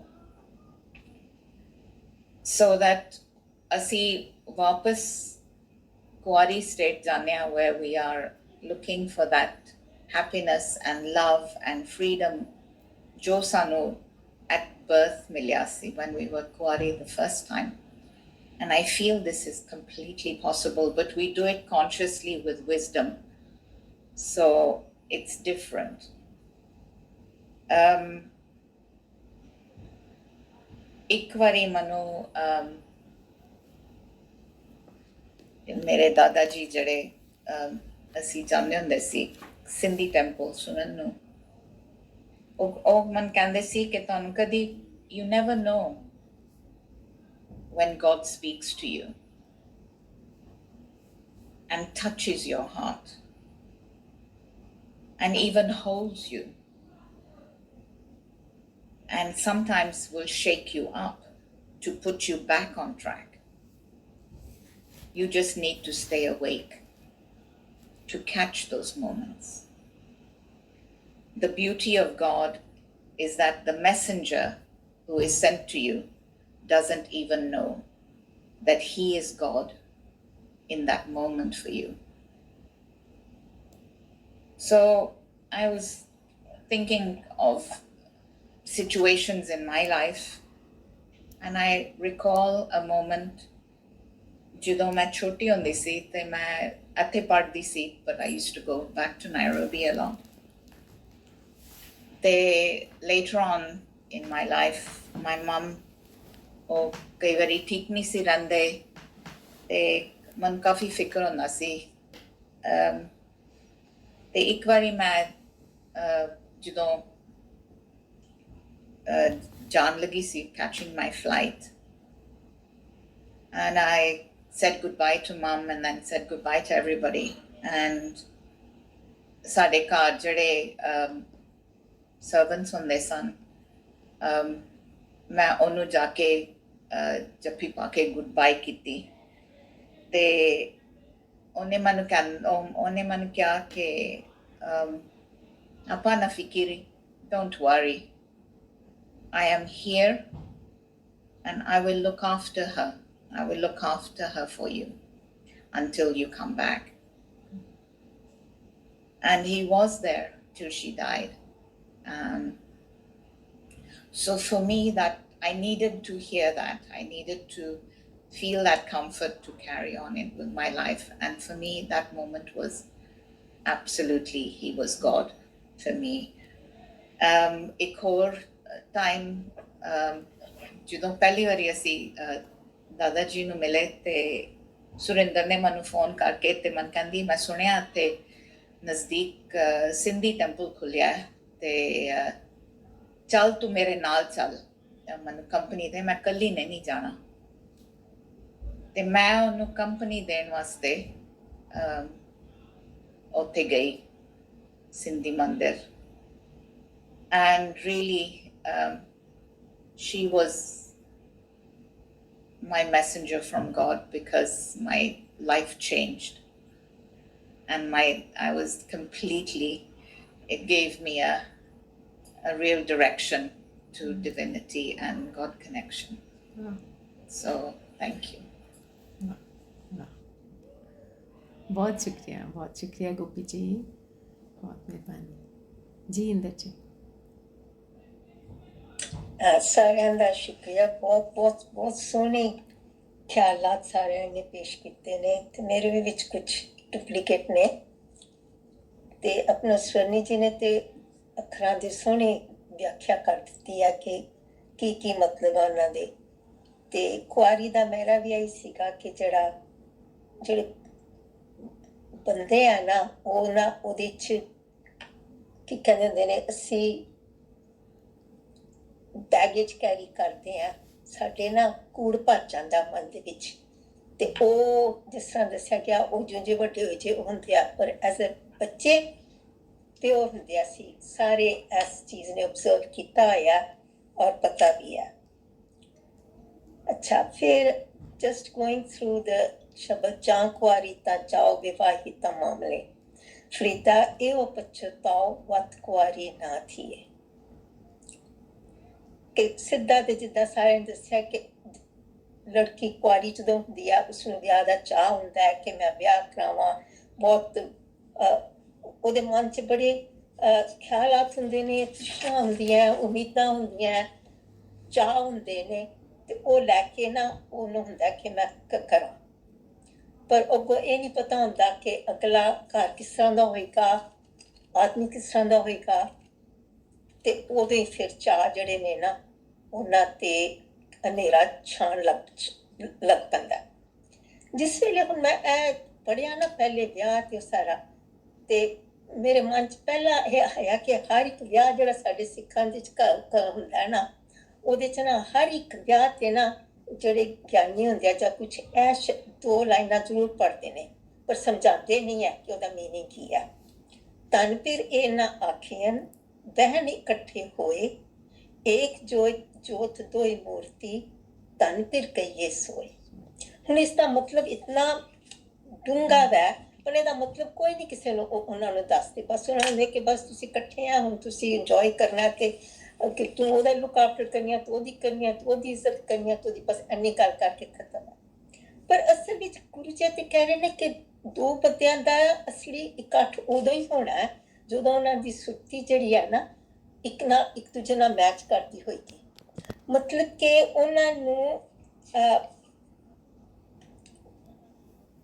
ਉਹਨਾਂ ਦੀ ਜਦੋਂ ਵਿਆਹ ਹੁੰਦਾ ਉਦੋਂ ਉਹਨਾਂ ਦੀ ਜਿਹੜੀ ਸੋਚਾਂ ਵੱਖਰੀ ਹੁੰਦੀ ਆ, ਪਰ ਅਸਲ ਦੇ ਵਿੱਚ ਉਹ ਇਕੱਠੇ ਤਾਂ ਹੀ ਜੋੜਾ ਤਾਂ ਹੀ ਕਿਹਾ ਜਾ ਸਕਦਾ ਹੈ ਜੇ ਉਹਨਾਂ ਦੀ ਨਾ ਸੋਚ, ਇੱਕ ਦੂਸਰੇ ਦੇ ਨਾਲ ਪਿਆਰ, ਇੱਕ ਦੂਸਰੇ ਨਾਲ ਸਮਝ ਪਹਿਲੇ ਇੱਕਦਮ ਨਹੀਂ ਹੋ ਸਕਦੀ, ਪਰ ਇਕੱਠੀ ਹੋਵੇ ਐਜ਼ ਦ ਈਅਰਸ ਗੋ ਬਾਈ। ਪਰ ਇਹ ਗੱਲ ਕੋਈ ਨਹੀਂ ਸਮਝਾਉਂਦੀ। ਤੇ ਹੁਣ ਜੇ ਦੇਖਿਆ ਜਾਏ ਕਿ ਜਿਹੜਾ ਵਿਆਹ ਹੈ ਇਹ ਐਕਚੁਅਲੀ ਦੋ ਬੰਦਿਆਂ ਦੇ ਇਕੱਠ ਹੋਣਾ, ਇਸ ਤੋਂ ਅੱਗੋਂ ਵਾਧਾ ਹੋਣਾ, ਸਭ ਕੁਛ ਹੋਣਾ, ਪਰ ਕੀ ਹੁੰਦਾ ਕਿਉਂਕਿ ਵਿਹਾਰ ਇਸ ਤਰ੍ਹਾਂ ਦਾ ਵੈ ਤੇ ਰਿਚੁਅਲਸ ਇਸ ਤਰ੍ਹਾਂ ਦੇ ਨੇ, ਪਰਿਵਾਰਾਂ ਦੇ ਵਿੱਚ ਭੁਲੇਖੇ ਬਹੁਤ ਨੇ ਕਿ ਉਹ ਸਾਰਾ ਕੁਝ ਜੋ ਕੁਛ ਹੁੰਦਾ ਹੈ ਨਾ, ਉਹ ਜਿਹੜੀ ਇੱਕ ਲੜਕੀ ਕਹਿ ਲਓ ਕਿ ਉਹ ਅਜੇ ਕੀ ਕਹਿੰਦੇ ਅਪਿਜ ਸੀਗੀ, ਨਾਈਵ ਸੀਗੀ, ਉਹਦੇ ਤੇ ਵੀ ਨਾ ਉਹ ਸਾਰਾ ਉਹਦਾ ਅਸਰ ਪੈਣਾ ਸ਼ੁਰੂ ਹੋ ਜਾਂਦਾ। ਤੇ ਫਿਰ ਉਹ ਨੈਚੁਰਲੀ ਉਸਦੇ ਮਨ 'ਚ ਖਿਆਲ ਆਉਂਦਾ ਹੈ ਕਿ ਇਹ ਮੈਂ ਕਿਹਦੇ 'ਚ ਝਮੇਲੇ 'ਚ ਪੈ ਗਈ। ਪਰ ਫਿਰ ਇਹ ਵੀ ਇੱਕ ਗੱਲ ਹੈਗੀ ਹੈ ਕਿ ਜਿਸ ਵੇਲੇ ਤੱਕ ਕੋਈ ਏਜ ਆ ਜਾਏ ਬੰਦੇ ਦੇ ਵਿੱਚ, ਜਾਂ ਸਮਝ ਆ ਜਾਏ, ਜਾਂ ਉਹ ਜਿਹੜੀਆਂ ਮੁਸ਼ਕਲਾਂ ਆਈਆਂ ਨੇ ਜੇ ਉਹਦੇ ਤੋਂ ਸਮਝ ਪੈ ਜਾਏ ਕਿ ਮੈਂ ਇਹ ਹੈ ਕੀ ਅਸਲੀ, ਇਹ ਕਿਉਂ ਇਸ ਤਰ੍ਹਾਂ ਹੋ ਗਿਆ, ਕਿਉਂਕਿ ਮੈਂ ਆਪਣੇ ਅਸਲੀ ਤੋਂ ਦੂਰ ਹਾਂ। ਮੇਰਾ ਜਿਹੜਾ ਅਸਲੀ ਮਨ ਹੈ ਨਾ, ਉਸ ਤੋਂ ਮੈਂ ਆਪਣੀ ਜਿਹੜੀ ਮੇਰੇ ਅੰਦਰ ਜੋਤ ਹੈ, ਜਿਹੜੀ ਇਸ ਸ਼ਬਦ 'ਚ ਕਹੀ ਸੀਗੀ, ਮੈਂ ਤਾਂ ਉਸ ਤੋਂ ਬਹੁਤ ਦੂਰ ਹਾਂ। ਮੈਂ ਕਿਸ ਤਰ੍ਹਾਂ ਇਸ ਤੋਂ ਹੋ ਸਕਦੀ ਹਾਂ। ਪਰ ਇਹ ਫਿਰ ਇਸ ਤਰ੍ਹਾਂ ਹੀ ਹੈ ਕਿ ਜੇ ਦੋ ਬੰਦਿਆਂ ਦਾ ਇੱਕ ਬੰਦੇ ਨੂੰ ਸਮਝ ਆ ਜਾਏ, ਦੂਜੇ ਨੂੰ ਨਾ ਆਏ, ਤੇ ਉਹ ਕਲੈਸ਼ਿਸ ਫਿਰ ਵੀ ਹੁੰਦੇ ਰਹਿੰਦੇ ਆ। ਸੋ ਇੱਕ ਤਾਂ ਇਹ ਸੀਗਾ, ਤੇ ਦੂਸਰਾ ਮੇਰੇ ਮਨ 'ਚ ਇਹ ਵੀ ਜਿਹੜੀ ਇਹ ਚੀਜ਼ ਤ੍ਰਿਸ਼ਨਾ ਦੀ ਗੱਲ ਹੈ ਤੇ ਅਟੈਚਮੈਂਟਸ ਦੀਆਂ ਗੱਲਾਂ ਨੇ। ਹਾਂ, ਵਿਆਹ ਦੇ ਵਿੱਚ ਇਹ ਵੀ ਇੱਕ ਹੁੰਦਾ ਕਿ ਉਹ ਕਈ ਵਾਰੀ ਬੰਦਾ ਛੱਡ ਨਹੀਂ ਸਕਦਾ, ਕੁਝ ਕਰ ਨਹੀਂ ਸਕਦਾ, ਕਿਉਂਕਿ ਅਟੈਚਮੈਂਟਸ ਬਹੁਤ ਬਣ ਜਾਂਦੀਆਂ ਨੇ, ਨਾਲ ਬੱਚੇ ਹੁੰਦੇ ਆ। ਪਹਿਲੀਆਂ ਔਰਤਾਂ ਜਿਸ ਤਰ੍ਹਾਂ ਸੀਗੀਆਂ, ਕੰਮ ਨਹੀਂ ਸੀ ਕਰ ਸਕਦੀਆਂ, ਉਹ ਮਨੀ ਵਾਈਜ਼ ਵੀ ਡਿਪੈਂਡੈਂਟ ਹੁੰਦੀਆਂ ਸੀਗੀਆਂ। ਸੋ ਉਹ ਅਟੈਚਮੈਂਟਸ ਕਈ ਮਤਲਬ ਕਿ ਜ਼ਬਰਦਸਤੀ ਬਣ ਜਾਂਦੀਆਂ ਸੀ, ਉਹ ਆਪਣੀ ਕੇਜ ਦੇ ਵਿੱਚ ਜਿੱਦਾਂ ਫਸ ਜਾਂਦੀਆਂ ਸੀਗੀਆਂ, ਉਹ ਨਿਕਲ ਨਹੀਂ ਸੀ ਸਕਦੀਆਂ। ਪਰ ਇਹ ਤੇ ਸੀਗਾ ਉਦੋਂ, ਪਰ ਹੁਣ ਬੜੇ ਸਾਲਾਂ ਤੋਂ ਇਹ ਕੁਛ ਹੋ ਰਿਹਾ ਕਿ ਦੁਨੀਆ ਆਪਣਾ ਦੇਸ਼ ਛੱਡ ਕੇ ਦੂਸਰੇ ਦੇਸ਼ ਨੂੰ ਵਿਆਹ ਰਹੀ ਹੈ, ਦੂਸਰੇ ਦੇਸ਼ 'ਚ ਜਾ ਕੇ ਸੈਟਲ ਹੁੰਦੇ ਨੇ ਕਿ ਦੂਸਰਾ ਜਿਹੜਾ ਹੈਗਾ ਉੱਥੇ ਗ੍ਰੀਨਰ ਹੈ, ਉੱਥੇ ਸਾਨੂੰ ਚੰਗਾ ਮਿਲੇਗਾ, ਉੱਥੇ ਅਸੀਂ ਵੱਡੇ ਘਰ ਬਣਾਵਾਂਗੇ, ਅਸੀਂ ਵੱਡੀਆਂ ਕੀ ਕਹਿੰਦੇ ਕਾਰਾਂ ਵਗੈਰਾ ਲਵਾਂਗੇ, ਮਤਲਬ ਕਿ ਖੂਬ ਪੈਸੇ ਪੂਸੇ ਬਣਾਵਾਂਗੇ। ਪਰ ਇਹ ਸਾਰਾ ਕੁਛ ਕਰਨ ਵੇਲੇ ਜਿਸ ਨੇ ਉਹਨਾਂ ਦਾ ਇਹ ਸਭ ਕੁਛ ਕਰਾਇਆ, ਉਹਨੂੰ ਬਿਲਕੁਲ ਭੁੱਲ ਜਾਂਦੇ ਨੇ। ਫਿਰ ਜਿਸ ਲਈ ਉਹ ਟਾਈਮ ਆਉਂਦਾ ਹੈ ਕਿ ਉਹ ਇਸ ਸਟੇਜ 'ਤੇ ਪਹੁੰਚ ਗਏ ਨੇ, ਤੇ ਕਹਿੰਦੇ ਕਿ ਇਹ ਹੋਇਆ ਕੀ, ਮੈਂ ਕੀਤਾ ਕੀ, ਮੈਂ ਪਿੱਛੇ ਜਿੱਦਾਂ ਪਹਿਲੇ ਵੀ ਮੈਂਸ਼ਨ ਕੀਤਾ ਗਿਆ, ਉਹ ਪਛਤਾਉਂਦੇ ਨੇ ਕਿ ਜਿਹੜੀ ਪਹਿਲੀ ਲਾਈਫ 'ਚ ਚੰਗੀ ਸੀ। ਅਸੀਂ ਵੀ ਕਿੰਨੇ ਵਾਸਤੇ ਇਕੱਠੀਆਂ ਹੋ ਕੇ ਗੱਲ ਕਰਦੇ ਹਾਂ ਕਿ ਕੇਨੀਆ 'ਚ ਲਾਈਫ ਕਿੰਨੀ ਸੋਹਣੀ ਸੀ, ਇਕੱਠ ਸੀ, ਪਿਆਰ ਸੀ, ਮੁਹੱਬਤ ਸੀ, ਕਿ ਹਾਲੇ ਤੱਕ ਵੀ ਜਿਹੜੀ ਸਾਡੀ ਜਨਰੇਸ਼ਨ ਹੈ ਮਿਲ ਰਹੀ ਹੈ। ਤੇ ਇੱਥੇ ਆ ਕੇ ਵਖਰੇਵਾਂ ਪੈ ਗਿਆ, ਮਤਲਬ ਕਿ ਉਹ ਫਿਰ ਪਛਤਾਵਾ ਹੋਣ ਲੱਗ ਪੈਂਦਾ, ਇੱਥੇ ਪਛਤਾਵਾ ਆ ਜਾਂਦਾ। ਪਰ ਕਿੰਨੇ ਦਫਾ ਪਛਤਾਵਾ ਇੰਨਾ ਡੂੰਘਾ ਬਣ ਗਿਆ ਹੁੰਦਾ, ਇੰਨੀ ਤੁਹਾਡੀ ਕੇਜ ਸਟਰੋਂਗ ਬਣ ਗਈ ਹੁੰਦੀ ਤੁਹਾਡੇ ਅਰਾਊਂਡ ਕਿ ਤੁਸੀਂ ਉਹ ਵਾਪਸ ਜਾਣ ਜੋਗੇ ਵੀ ਨਹੀਂ ਰਹਿੰਦੇ ਉਸ, ਕਿਉਂਕਿ ਉਹ ਟਾਈਮ ਲੰਘ ਗਿਆ, ਦੈਟ ਟਾਈਮ ਇਜ਼ ਗੋਨ, ਉਹ ਮੁੜ ਕੇ ਟਾਈਮ ਨਹੀਂ ਵਾਪਸ ਆਉਣਾ। ਪਰ ਇੰਨਾ ਅਸੀਂ ਜ਼ਰੂਰ ਕਰ ਸਕਦੇ ਹਾਂ ਕਿ ਜਿਹੜਾ ਟਾਈਮ ਸਾਡੇ ਕੋਲ ਹੈਗਾ, ਜਿਹੜੇ ਅਸੀਂ ਮਾਹੌਲ 'ਚ ਰਹਿਣੇ ਆ, ਉੱਥੇ ਅਸੀਂ ਇਕੱਠ ਰੱਖੀਏ ਆਪਸ ਦੇ ਵਿੱਚ, ਇੱਕ ਦੂਸਰੇ ਨਾਲ ਪਿਆਰ, ਇੱਕ ਦੂਸਰੇ ਦੇ ਨਾਲ, ਜਿਸ ਤਰ੍ਹਾਂ ਅੱਗੇ ਵੀ ਗੱਲ ਕੀਤੀ, ਅੱਗੇ ਵੀ ਕਿ ਸੰਗ ਜਿਹੜੇ ਸਤਸੰਗ ਬਣਾਏ ਕੀਤੇ ਨੇ, ਇਸ ਦਾ ਕਿੰਨਾ ਫਾਇਦਾ ਹੁੰਦਾ। ਇਸ ਤਰ੍ਹਾਂ ਹੀ ਇੱਕ ਗਰੀਬ ਬੰਦੇ ਦੀ ਹਮੇਸ਼ਾ ਖੁਆਇਸ਼ ਹੁੰਦੀ ਹੈ ਕਿ ਮੈਂ ਪੈਸੇ ਬਣਾਉਣਾ, ਮੈਂ ਸਭ ਕੁਝ ਕਰਾਂ, ਉਹਦੀ ਖੁਆਇਸ਼ ਹੁੰਦੀ ਹੈ। ਪਹਿਲੇ ਤਾਂ ਹੁੰਦਾ ਕਿ ਮੈਂ ਆਪਣਾ ਢਿੱਡ ਭਰਨਾ, ਆਪਣੇ ਬੱਚਿਆਂ ਦਾ ਕਰਨਾ, ਫਿਰ ਉਸ ਹੁੰਦਾ ਕਿ ਨਹੀਂ ਮੈਂ ਹੋਰ ਕਰਾਂ, ਹੋਰ ਕਰਾਂ। ਮਤਲਬ ਕਿ ਬੰਦੇ ਦੀ ਜਿਹੜੀ ਉਹ ਲਾਲਚ ਹੈ ਨਾ, ਖਤਮ ਨਹੀਂ ਹੁੰਦੀ। ਕਿ ਜੇ ਮੈਂ ਇਹ ਕਰ ਲਾਂਗਾ ਤੇ ਮੈਨੂੰ ਖੁਸ਼ੀ ਹੋਏਗੀ, ਇਹ ਕਰ ਲਾਂਗਾ ਤੇ ਮੈਨੂੰ ਖੁਸ਼ੀ ਹੋਏਗੀ। ਪਰ ਉਹ ਜਿਹੜੀ ਖੁਸ਼ੀ ਹੈ, ਉਹ ਜਿਹੜੀ ਕੰਟੈਂਟਮੈਂਟ ਹੈ, ਉਹ ਆਉਂਦੀ ਨਹੀਂ ਕਦੀ ਵੀ। ਮੈਂ ਇੱਕ ਥੋੜੇ ਦਿਨ ਹੋਏ ਇੱਕ ਫਿਲਮ ਦੇਖੀ, ਪਰਸੂਟ ਆਫ ਹੈਪੀਨੈਸ। ਵਿਚਾਰੇ ਦਾ ਬੁਰਾ ਹਾਲ ਹੋਇਆ ਪਿਆ ਕਿ ਮੈਂ ਕਿਸ ਤਰ੍ਹਾਂ ਪੈਸੇ ਬਣਾ ਲਵਾਂ, ਤੇ ਅਖੀਰ ਤੇ ਬਣ ਵੀ ਜਾਂਦੇ ਨੇ। ਤੇ ਮੈਂ ਫਿਰ ਸੋਚ ਰਹੀ ਸੀ ਕਿ ਇਸ ਤੋਂ ਬਾਅਦ ਕੀ ਹੋਏਗਾ। ਅਸੀਂ ਫੈਮਲੀਆਂ 'ਚ ਵੀ ਦੇਖਿਆ ਕਿ ਬੰਦੇ ਬਾਹਰਲੀਆਂ ਕੰਟਰੀਜ਼ 'ਚੋਂ ਆ ਕੇ ਦੂਸਰਿਆਂ ਦੇਸ਼ਾਂ 'ਚ ਜਾ ਕੇ ਇੰਨੀਆਂ ਮਿਹਨਤਾਂ ਕਰਕੇ ਉਹ ਪੈਸੇ ਬਣਾਉਂਦੇ ਆ ਕਿ ਸਾਡੇ ਬੱਚੇ ਅੱਗੇ ਵਧਣਗੇ। ਚਲੋ ਬੱਚੇ ਵੀ ਕਈ ਅੱਛੇ ਚੰਗੇ ਨਿਕਲਾਂਦੇ, ਫਿਰ ਅੱਗੋਂ ਗ੍ਰੈਂਡ ਚਿਲਡਰਨ ਆਉਂਦੇ, ਉਹਨਾਂ ਦੇ ਸਾਰਾ ਪੈਸਾ ਉਜਾੜ ਦਿੰਦੇ ਆ। ਤੇ ਜਿਹੜਾ ਦੇਖੋ ਉੱਥੇ ਉਸਰੇ ਜਦੋਂ ਜਿਉਂਦਾ ਤੇ ਉਹਨੂੰ ਉਦੋਂ ਫਿਰ ਪਛਤਾਵਾ ਹੁੰਦਾ ਹੈ ਕਿ ਮੈਂ ਕਾਹਦੇ ਵਾਸਤੇ ਇੰਨੀ ਮਿਹਨਤ ਕੀਤੀ, ਕਾਹਦੇ ਵਾਸਤੇ ਮੈਂ ਇੰਨਾ ਖਜਗਨ ਕੀਤਾ ਕਿ ਮੇਰੀ ਸਟੇਜ ਵੀ ਐਸੀ ਆ ਗਈ ਕਿ ਮੈਂ ਬਿਮਾਰੀਆਂ ਵੀ ਲਗਾ ਲਈਆਂ। ਹਾਂਜੀ, ਸੋ ਸਾਰੇ ਤਾਂ ਬਸ ਇਹੋ ਜਿਸ ਤਰ੍ਹਾਂ ਸਨ ਕਿ ਸਾਡੀਆਂ ਜਿਹੜੀਆਂ ਡਿਜ਼ਾਇਰਸ ਨੇ ਤੇ ਫਿਰ ਅਟੈਚਮੈਂਟਸ ਨੇ, ਤੇ ਫਿਰ ਉਹ ਤੋਂ ਅਸੀਂ ਨਾ ਉਹਨਾਂ ਨੂੰ ਫੜ ਲੈਂਦੇ ਹਾਂ। ਪਰ ਮੈਂ ਵੀ ਕਹਾਂਗੀ ਕਈ ਵਾਰੀ ਤਾਂ ਅਸੀਂ ਇੰਨੇ ਕੁੱਟੇ ਜਾਂਦੇ ਉਹਦੇ 'ਚ ਕਿ ਕਹਿੰਦੇ ਫਿਰ ਉਸ ਪਿੰਜਰ 'ਚੋਂ ਨਿਕਲਣਾ ਵੀ ਮੁਸ਼ਕਿਲ ਹੁੰਦਾ। ਪਰ ਜੇ ਕਿ ਕਹਿੰਦੇ ਦੁਨਿਆਵੀ ਪਿੰਜਰ 'ਚੋਂ ਨਹੀਂ ਨਿਕਲ ਸਕਦੇ, ਅਸੀਂ ਆਪਣੇ ਮਨ ਦੇ ਪਿੰਜਰ 'ਚੋਂ ਨਿਕਲ ਸਕਦੇ ਹਾਂ। ਮਨ ਦੇ ਦੁਆਲੇ ਜਿਹੜਾ ਪਿੰਜਰ ਬਣਿਆ ਹੈ ਨਾ, ਉਹ ਤੋਂ ਨਿਕਲ ਸਕਦੇ ਹਾਂ। ਸੋ ਕਿ ਜਿਹੜੀਆਂ ਤੇ ਉਹ ਹੁੰਦੀਆਂ ਇਸ ਤਰ੍ਹਾਂ ਹੀ ਨੇ ਜਿਸ ਤਰ੍ਹਾਂ ਗੋਕੀ ਜੀ ਨੇ ਵੀ ਮੈਂਸ਼ਨ ਕੀਤਾ ਹੈ। ਨਾ ਟੋਟਲੀ ਬਲੀਵ ਦੈਟ ਕਿ ਇਹ ਜਿਹੜੇ ਔਖਿਆਈਆਂ ਤੁਹਾਡੀ ਲਾਈਫ 'ਚ ਆਉਂਦੀਆਂ ਨੇ ਨਾ, ਉਹੀ ਅਸਲੀ ਤੁਹਾਡੇ ਕੀ ਕਹਿੰਦੇ ਲੈਸਨਸ ਨੇ, ਉਹੀ ਤੁਹਾਡੇ ਐਗਜ਼ਾਮਸ ਨੇ, ਉਹੀ ਤੁਹਾਡੇ ਟੈਸਟਸ ਨੇ ਲਾਈਫ ਦੇ। ਤੇ ਫਿਰ ਜੇ ਇੰਨੀ ਸਮਝ ਆ ਜਾਏ, ਫਿਰ ਜਿਸ ਤਰ੍ਹਾਂ ਦੀ ਵੀ ਸਿਚੁਏਸ਼ਨ ਹੈਗੀ ਹੈ, ਐਂਡ ਸਮਝ ਲਓ ਕਿ ਮੇਰਾ ਟੈਸਟ ਹੈ ਹੁਣ, ਤੇ ਇਹਦੇ 'ਚ ਮੈਂ ਪਾਸ ਹੋਣਾ। ਪਰ ਉਹ ਬੰਦਾ ਪਾਸ ਫਿਰ ਤਾਂ ਹੀ ਹੁੰਦਾ ਜੇ ਮਨ ਪਿੰਜਰ ਦੇ ਵਿੱਚੋਂ ਨਿਕਲਿਆ ਹੋਵੇ, ਜਿਹੜਾ ਮਨ ਆਜ਼ਾਦ ਹੋ ਗਿਆ ਹੋਵੇ। ਫਿਰ ਉਹੀ ਉਹ ਜਿਹੜੀ ਹੈ ਨਾ, ਉਹ ਇਸ ਸਿਚੁਏਸ਼ਨ ਦੇ ਵਿੱਚੋਂ ਨਿਕਲ ਸਕਦਾ ਹੈ। ਤੇ ਫਿਰ ਵਾਪਸ ਉਹ ਜਿਹੜਾ ਕੁਆਰਾ ਹੈ ਨਾ, ਉਹ ਜਿਹਨੂੰ ਕਿਹਾ ਜਾਂਦਾ ਉੱਥੇ ਪਾਇਆ ਜਾ ਸਕਦਾ। ਸੋ ਰੀਅਲੀ ਗੱਲ ਇੱਥੇ ਮੇਰੇ ਆਈ ਓਨੈਸਟਲੀ ਟੋਟਲੀ ਬਲੀਵ ਕਿ ਬੰਦਾ ਫਿਰ ਉਦੋਂ ਹੁਕਮ 'ਚ ਰਹਿੰਦਾ। ਪਲਾਨਸ ਵਗੈਰਾ ਬਣਾਉਂਦੇ ਆ, ਇੱਛਾ ਪੂਰੀ ਹੋ ਜਾਏ ਤਾਂ ਠੀਕ, ਜੇ ਨਾ ਹੋਵੇ ਤਾਂ ਤਾਂ ਵੀ ਠੀਕ ਹੈ, ਦੈਟਸ ਓਕੇ ਆਲਸੋ। ਤੇ ਜਿੱਦਾਂ ਦੀ ਸਿਚੁਏਸ਼ਨ ਹੈ ਉਹਨੂੰ ਉਸ ਦੇ ਵਿੱਚ ਆਪਣੇ ਆਪ ਨੂੰ ਐਡਜਸਟ ਕਰ ਲਓ। And I personally feel that is the basis of happiness ਕਹਿ ਲਓ, ਆਨੰਦ ਕਹਿ ਲਓ, ਜੋ ਕਹਿ ਲਓ। ਸੋ ਮੈਨੂੰ ਨਾ ਇਸ ਦੇ ਵਿੱਚੋਂ ਇਤਨੀ ਕੁ ਸਮਝ ਆਈ ਹੈ ਜੀ। Thank you. ਇਹ ਬਹੁਤ ਜ਼ਿਆਦਾ ਸਮਝ ਹੈ ਇੰਦਰ ਜੀ, ਇਤਨੀ ਕੀ ਤੇ ਨਹੀਂ ਹੈ। ਬਹੁਤ ਸੋਹਣਾ ਤੁਸੀਂ ਸਮਝਾਇਆ। ਦੇਖੋ ਨਾ, ਸਾਰਿਆਂ ਨੇ ਕਿੰਨੇ ਵੱਖਰੇ ਵੱਖਰੇ ਪੱਖ ਤੋਂ ਉਸੇ ਸ਼ਲੋਕ ਨੂੰ ਸਮਝਿਆ ਵੀ ਹੈ ਔਰ ਫਿਰ ਸਮਝਾਇਆ ਵੀ ਹੈ। ਇਹਦੇ ਨਾਲ ਹੀ ਨਵੀਂ ਸੋਚ ਜਿਹੜੀ ਉਹ ਬਣਦੀ ਹੈ, ਨਵਾਂ ਸੰਗ, ਸਾਹ ਨਵਾਂ ਹੁੰਦਾ, ਸੋਚ ਨਵੀਂ ਹੁੰਦੀ ਹੈ ਜੀ। ਸਾਦਿਕ ਸਾਹਿਬ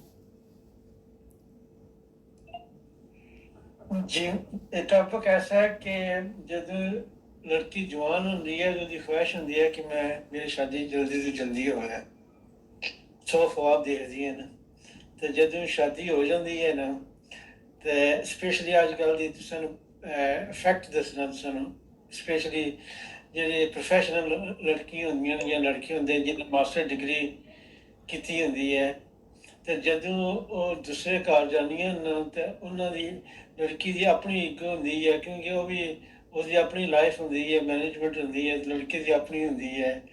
तो जिस वक्त दोए पहला वो सबर करती है महीना, 2 महीने, 3 महीने, तो फिर जदों उन्होंने जिम्मेदारियां बढ़ जांदियां ने, घर दे रोटी पकानी पै जाती है, सफाई करनी पै जाती है, या होर गल्लां जिहड़ी अपनी जिहड़ी गल खामद नहीं मनदा, तो कई दफ़ा उस पर कंट्रोल करना चाहदियां ने, तो या खामद उसनूं मना करदा है, तो आपे च कोई गल होंदी कोई नहीं, तो आपे च नाराज़ हो जाते हैं जी। तो फिर जदों नाराज़ होंदे हैं तो वो आखदे ने, लड़की आखदी है मैं माँ प्यो के घर जासां, तो गुस्से नाल चली भी जाती है। ਤੇ ਉਹ ਨਹੀਂ ਸਮਝਦੀ ਹੁੰਦੀ ਵੀ ਜਿਹੜੀ ਮੈਂ ਜਾ ਰਹੀ ਹਾਂ ਉਹ, ਕਿਉਂਕਿ ਉਸ ਦਾ ਨਵੀਂ ਰਿਸਪੌਂਸਿਬਿਲਟੀ ਹੁੰਦੀ ਹੈ ਨਾ। ਤੇ ਜਦੋਂ ਮਾਂ ਪਿਓ ਦੇ ਘਰ ਜਾਂਦੀ ਹੈ ਤੇ ਮਾਂ ਪਿਓ ਪਹਿਲਾਂ ਤਾਂ ਉਸ ਦੀ ਵੈਲਕਮ ਕਰਦੇ ਨੇ ਜਾਂ ਕੁਝ ਹੈ, ਤੇ ਫਿਰ ਹਫ਼ਤੇ ਬਾਅਦ 2 ਹਫ਼ਤੇ ਬਾਅਦ ਆਦੇ ਜੀ ਆਪਣੇ ਘਰ ਜਾ ਜੀ। ਫਿਰ ਉਹਦਾ ਜਿਹੜਾ ਆਪਣਾ ਨਸ਼ਾ ਨਾ, ਜਿਹੜਾ ਗੁੱਸਾ ਹੈ ਉਹ ਲੈ ਜਾਂਦਾ ਹੈ। ਕਿਉਂਕਿ ਜਿਹੜੀ ਲੜਕੀ ਅਗਰ ਉਸ ਪ੍ਰੋਫੈਸ਼ਨਲ ਹੈ, ਲੜਕਾ ਵੀ ਪ੍ਰੋਫੈਸ਼ਨਲ ਹੈ, ਤੇ ਉਸਨੂੰ ਕੰਪਰੋਮਾਈਜ਼ ਕਰਨਾ ਚਾਹੀਦਾ ਹੈ। ਕਈ ਦਫਾ ਜਿਹੜੀਆਂ ਸਹੂਲਤਾਂ ਜ਼ਿਆਦਾ ਹੁੰਦੀਆਂ ਨਾ, ਉਹਨਾਂ ਨੂੰ ਨਹੀਂ ਦੇਖਦੇ ਸਾਡੇ ਘਰ ਦੇ ਵਿੱਚ ਕਿੰਨੀਆਂ ਸਹੂਲਤਾਂ ਹਨ, ਲੇਕਿਨ ਉਹਨਾਂ ਦੀ ਆਪਣੀ ਈਗੋ ਜਿਹੜੀ ਹੁੰਦੀ ਹੈ ਨਾ, ਜਿਹੜੇ ਉਹ ਯੂਜ਼ਡ ਹੋਏ ਹੁੰਦੇ ਨੇ ਜਿਨ੍ਹਾਂ ਗੱਲਾਂ ਤੋਂ। ਕਿਉਂਕਿ ਉਹਨਾਂ ਨੂੰ 3 ਦਫਾ ਇੱਕ ਲੜਕੀ ਆਦੀ ਆ ਜੀ, ਮੈਂ ਹੁਣ ਘਰ ਵਿੱਚ ਰਹਿੰਦੀ ਹਾਂ ਤੇ ਮੈਨੂੰ ਐਕਸਟਰਾ ਮੇਕਅਪ ਕਰਨੀ ਪੈਂਦੀ ਹੈ ਖਾਣ ਵਾਸਤੇ ਜੀ, ਪਹਿਲਾਂ ਮੈਨੂੰ ਪਰਵਾਹ ਨਹੀਂ ਸੀ ਹੁੰਦੀ। ਜਾਂ ਜਿਹੜੀ ਹੈ ਨਾ, ਸੱਸ ਨੂੰ ਖੁਸ਼ ਕਰਨ ਵਾਸਤੇ ਤਾਂ ਰੋਟੀ ਪਕਾਉਣੀ ਪੈਂਦੀ ਹੈ, ਸਫਾਈ ਕਰਨੀ ਪੈਂਦੀ ਹੈ। ਇਹਦੇ ਵਿੱਚ ਉਹ ਘਬਰਾ ਜਾਂਦੀ ਹੈ, ਕਿਉਂਕਿ ਉਹਦਾ ਜਿਹੜਾ ਜ਼ਿੰਮੇਦਾਰੀ ਹੁੰਦੀ ਹੈ, ਕੰਮ ਦੀ ਜ਼ਿੰਮੇਦਾਰੀ ਹੁੰਦੀ ਹੈ, ਪਲੈਨਿੰਗ ਹੁੰਦੀ ਹੈ। ਫਿਰ ਜਿਹੜੀ ਐਕਸਟਰਾ ਵਰਕ ਉਸ ਦਾ ਘਰ ਦਾ ਹੁੰਦਾ ਹੈ, ਉਹਦੇ ਵਿੱਚ ਉਹ ਜਿਹੜੀ ਹੈ ਨਾ, ਉਹ ਜਿਹੜੀ ਜ਼ਿਆਦਾ ਸਟਰੈਸ ਲੈ ਲੈਂਦੀ ਹੈ। ਕੋਈ ਗੱਲ ਨਾ ਵੀ ਨਾ ਹੋਇਆ ਤੇ ਗੱਲ ਬਣ ਜਾਂਦੀ ਹੈ। ਤੇ ਫਿਰ ਮਾਂ ਪਿਓ ਜਿਹੜੇ ਹੁੰਦੇ ਨੇ, ਉਹਨਾਂ ਨੂੰ ਪਰੇਸ਼ਾਨੀ ਹੁੰਦੀ ਹੈ। ਉਹ ਸਮਝਦੇ ਨੇ ਸਾਡੀ ਕੁੜੀ ਜਿਹੜੀ ਹੈ ਉਹ ਉਹਨਾਂ ਨੂੰ ਉਹ ਜਿਹੜਾ ਨਾ ਹਾਮਦ ਨੇ ਜਿਹੜਾ ਨਾ ਉਸਨੂੰ ਔਖਾ ਰੱਖੇ ਹੈ, ਜਾਂ ਪੰਜਾਬੀ 'ਚ ਜੀ। ਲੇਕਿਨ ਗੱਲ ਕੁਝ ਵੀ ਨਹੀਂ ਹੁੰਦੀ। ਤੇ ਫਿਰ ਮਾਂ ਪਿਓ ਨੂੰ ਜਿਹੜਾ ਪਹਿਲਾ ਪੀਰੀਅਡ ਹੁੰਦਾ ਨਾ 6 ਮਹੀਨੇ, ਉਹ ਜਿਹੜੀ ਹੈ ਨਾ, ਉਹ ਜਿਹੜਾ ਨਾ ਬਾਅਦ ਵਿੱਚ ਪਛਤਾਉਂਦੀ ਆਦੀ ਹੈ ਜੀ ਮੇਰਾ ਵਿਆਹ ਹੋ ਗਿਆ। ਲੇਕਿਨ ਮੇਰੇ ਹਿਸਾਬ ਤੇ ਆਖਰ ਤੇ ਉਸਨੂੰ ਸਮਝ ਆ ਜਾਂਦੀ ਹੈ ਹਕੀਕਤ ਕੀ ਹੈ। ਤਾਂ ਅਗਰ ਦੋਵੇਂ ਮੀਆਂ ਬੀਵੀ ਜਿਹੜੇ ਨਾ ਆਪੇ 'ਚ ਉਹਨਾਂ ਦੀ ਈਗੋ ਖਤਮ ਹੋ ਜਾਏ, ਆਪੇ 'ਚ ਅੰਡਰਸਟੈਂਡਿੰਗ ਹੋ ਜਾਏ, ਦੋਵਾਂ ਨੂੰ ਕੰਟਰੋਲ ਨਾ ਕਰਨ, ਕਿਸੇ ਨੂੰ ਕੰਟਰੋਲ ਕਰਨ ਦੀ ਕੋਸ਼ਿਸ਼ ਕਰਦੇ ਨੇ, ਤਾਂ ਉਹ ਘਰ ਸੁਖੀ ਹੋ ਜਾਂਦੇ ਨੇ। ਅਗਰ ਉਹ ਗੱਲ ਇਤਨੀ ਨਾ ਹੋਵੇ ਤਾਂ ਜਿਹੜੀਆਂ ਸਹੂਲਤਾਂ ਉਸ ਨੂੰ ਨਾ ਸਮਝੋ, ਆਪਣੀ ਈਗੋ ਨੂੰ ਅੱਗੇ ਲੈ ਆਵੋ, ਤੇ ਫਿਰ ਘਰ ਨਹੀਂ ਚੱਲਦਾ। ਤੇ ਇਹ ਹੁੰਦਾ ਬਈ ਲੜਕੀਆਂ ਨੂੰ ਵੀ ਚਾਹੀਦਾ ਬਈ ਜਿਹੜੀ ਹੈ ਨਾ ਇਹ ਚੀਜ਼ਾਂ ਜਿਹੜਾ ਪਾਸ ਹੁੰਦਾ ਮਾਂ ਪਿਓ ਦੇ ਘਰ, ਉਹ ਬਹੁਤ ਸੌਖਾ ਹੁੰਦਾ ਹੈ। ਕਿਉਂਕਿ ਲੜਕੀ ਜਿੰਨੀ ਮਰਜ਼ੀ ਵੀਕਨੈਸ ਹੋਇਆ ਤੇ ਮਾਂ ਪਿਓ ਸਹਿ ਲੈਂਦੇ ਨੇ। ਤੇ ਜਦੋਂ ਦੂਏ ਘਰ ਜਾਂਦੀ ਹੈ ਤੇ ਉਸਨੂੰ ਜਿਹੜੀ ਉਸਦੀ ਵੀਕਨੈਸ ਹੁੰਦੀ ਹੈ ਉਸਦੇ ਸੱਸ ਸਹੁਰਾ ਸਾਰੇ ਦੇਖ ਲੈਂਦੇ ਨੇ। ਤੇ ਇਹ ਹੀ ਹੈ ਉਹਨਾਂ ਵਾਸਤੇ ਜਿਹੜੀ ਪ੍ਰੈਕਟੀਕਲ ਗੱਲਾਂ ਦੱਸਣ ਲੱਗੇ ਆ। ਤੇ ਇਹ ਹੀ ਹੈ ਵੀ ਦੋਵਾਂ 'ਚ ਅਗਰ ਇਤਫਾਕ ਹੋਇਆ ਤੇ ਦੋਵੇਂ ਘਰ ਰਾਜ਼ੀ ਰਹਿੰਦੇ ਨੇ, ਮਾਂ ਪਿਓ ਵੀ ਰਾਜ਼ੀ ਰਹਿੰਦੇ ਨੇ, ਤੇ ਲੜਕੀ ਲੜਕਾ ਵੀ ਰਾਜ਼ੀ ਰਹਿੰਦੇ ਨੇ। ਤੇ ਜ਼ਿੰਦਗੀ ਦਾ ਇਹ ਹੀ ਹੈ ਵੀ ਸਾਂਝੇ ਦੇ ਵਕਤ ਕੁਆਰੇ ਹੁੰਦੇ ਆ ਜ਼ਿੰਦਗੀ ਦੇ ਵਿੱਚ, ਤੇ ਉਸ ਵਕਤ ਸਾਨੂੰ ਇਤਨੀਆਂ ਜ਼ਿੰਮੇਦਾਰੀਆਂ ਨਹੀਂ ਪਾਈਆਂ ਜਾਂਦੀਆਂ, ਕੰਮ ਨਹੀਂ ਹੁੰਦਾ। ਸਪੈਸ਼ਲੀ ਸਾਡੇ ਪਾਕਿਸਤਾਨ ਵਿੱਚ ਘਰ ਵਿੱਚ ਬੰਦੇ ਮੌਜਾਂ ਕਰਦੇ ਨੇ, ਆਖਦੇ ਜੀ ਠੀਕ ਹੈ ਅਸਾਂ ਕੰਮ ਨਾ ਕਰਦੇ। ਜਦੋਂ ਇਨਸਾਨ ਦੇ ਰਿਸਪੌਂਸਿਬਿਲਟੀਆਂ ਹੁੰਦੀਆਂ ਨੇ ਰੀਅਲ ਲਾਈਫ ਵਿੱਚ, ਤਾਂ ਉਦੋਂ ਫਿਰ ਉਹਨਾਂ ਨੂੰ ਜਿਹੜਾ ਨਾ ਉਹਨਾਂ ਨੂੰ ਨਿਭਾਉਣੀਆਂ ਪੈਂਦੀਆਂ ਨੇ। ਤੇ ਸਭ ਤੋਂ ਬਿਹਤਰ ਇਹ ਹੁੰਦਾ ਵੀ ਜਿਹੜੀਆਂ ਨਾ ਸਾਨੂੰ ਇੱਕ ਗੱਲ ਹੋਰ ਸਾਨੂੰ ਦੱਸਣਾ, ਬਾਅਦ ਵਿੱਚ ਅਸੀਂ ਆਪਣੀ ਲਾਈਫ ਦੇ ਵਿੱਚ ਬਹੁਤ ਹੀ ਜ਼ਿਆਦਾ ਪ੍ਰੋਫੈਸ਼ਨਲ ਹੁੰਦੇ ਹਾਂ, ਲੇਕਿਨ ਜਿਹੜੀ ਹੈ ਰੀਅਲ ਲਾਈਫ ਵਿੱਚ ਜਿਹੜੇ ਛੋਟੀਆਂ ਛੋਟੀਆਂ ਗੱਲਾਂ ਦੇ ਵਿੱਚ, ਘਰੇਲੂ ਗੱਲਾਂ ਦੇ ਵਿੱਚ ਸਾਨੂੰ ਕੋਈ ਨਹੀਂ ਪਤਾ ਹੁੰਦਾ। ਤਾਂ ਅਗਰ ਅਸੀਂ ਇਸ ਚੀਜ਼ ਨੂੰ ਟਾਈਮ ਦੇਈਏ, ਆਪਣੇ ਉੱਪਰ ਵੀ ਦੇਖੀਏ, ਐਨਾਲਾਈਜ਼ ਕਰੀਏ ਆਪਣੇ ਨੂੰ, ਤੇ ਅਗਰ ਇਸ ਨੂੰ ਪੋਜ਼ੀਟਿਵ ਲਵੀਏ ਤੇ ਘਰ ਵਿੱਚ ਬਹੁਤ ਬਿਹਤਰੀ ਆਉਂਦੀ ਹੈ। ਚਲੋ ਠੀਕ ਹੈ ਜੀ, ਹੋ ਗਿਆ। ठीक है, बहुत शुक्रिया सादिक साहब, बहुत ਮਿਹਰਬਾਨੀ ਜੀ ਆਇਆਂ ਨੂੰ। ਗੁਰਦੀਪ ਜੀ ਤੁਸੀਂ ਪੜ੍ਹ ਲਓ।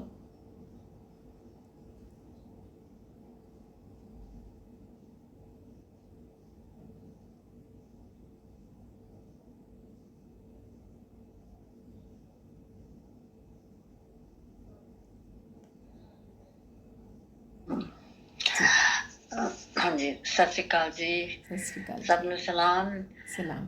ਮੈਂ ਫਿਰ ਮਾਫੀ ਮੰਗਦੀ ਹਾਂ। ਨਹੀਂ ਕੋਈ ਗੱਲ ਨਹੀਂ। ਆਤਮਾ ਜੀ ਮੈਨੂੰ ਤੁਹਾਡੀ ਲੋੜ ਹੈ।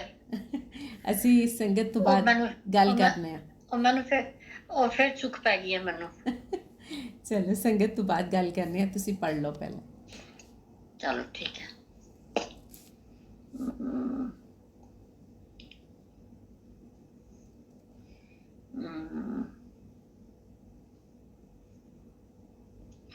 कितने गया वो, सॉरी 1 मिनट में देखने के मंडे।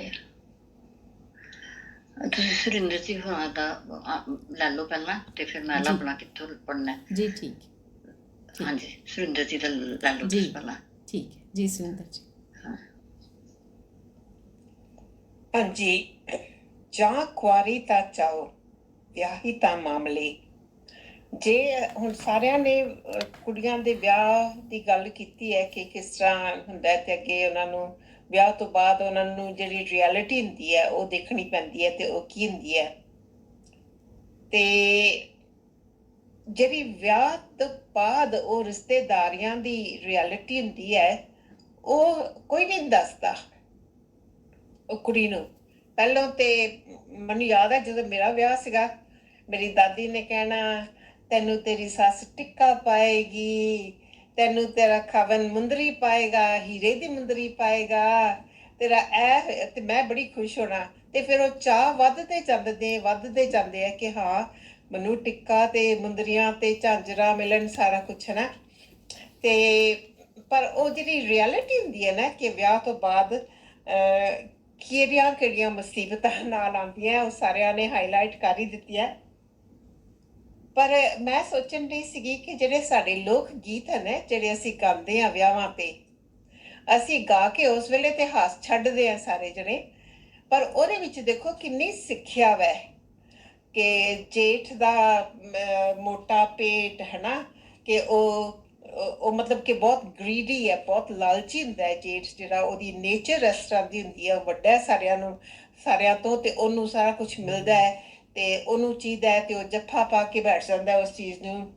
ਜਿਹੜੀ ਸੱਸ ਹੈ ਉਹ ਕੀ ਕਰਦੀ ਹੈ, ਹੁਣ ਗੀਤ ਹੈਗੇ ਨੇ, ਸੱਸ ਕਪੱਤੀ ਤੇ ਫਲਾਂਟਿੰਗ ਹੈ ਨਾ, ਤੇ ਜਠਾਣੀ ਇਸ ਤਰ੍ਹਾਂ ਕਰਦੀ ਹੈ, ਤੇ ਮੈਂ ਸੱਸ ਕੁੱਟਣੀ ਸੰਦੂਖਾਂ ਓਲੇ, ਇਸ ਤਰ੍ਹਾਂ ਦੇ ਗਾਣੇ ਤੁਸੀਂ ਜਿਹੜਾ ਵੀ ਤੁਸੀਂ ਵਿਆਹ ਦਾ ਗਾਣਾ ਦੇਖੋਗੇ ਨਾ, ਉਹਦੇ ਵਿੱਚ ਬਹੁਤ ਸਿੱਖਿਆ ਵੈ।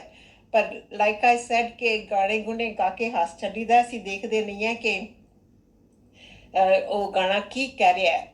ਤੇ ਇਸੇ ਤਰ੍ਹਾਂ ਸਾਨੂੰ ਪਤਾ ਨਹੀਂ ਹੈ ਕਿ ਜਿਹੜੀ ਸਾਡੀ ਸਪਿਰਿਚੁਅਲ ਜਰਨੀ ਹੈ ਨਾ, ਐਕਚੁਅਲੀ ਮੈਂ before I go to that, ਇੱਕ ਸ਼ਬਦ ਹੈ ਬਾਣੀ ਵਿੱਚ, ਸਾਸ ਕੀ ਦੁਖੀ ससुर की प्यारी, जेठ के नाम डरू रे, सखी सहेली ननंद गहेली, देवर के बिरहूं जरू रे, मेरी मत बौरी मैं राम बिसारियो, किन बिद रहन रहू रे।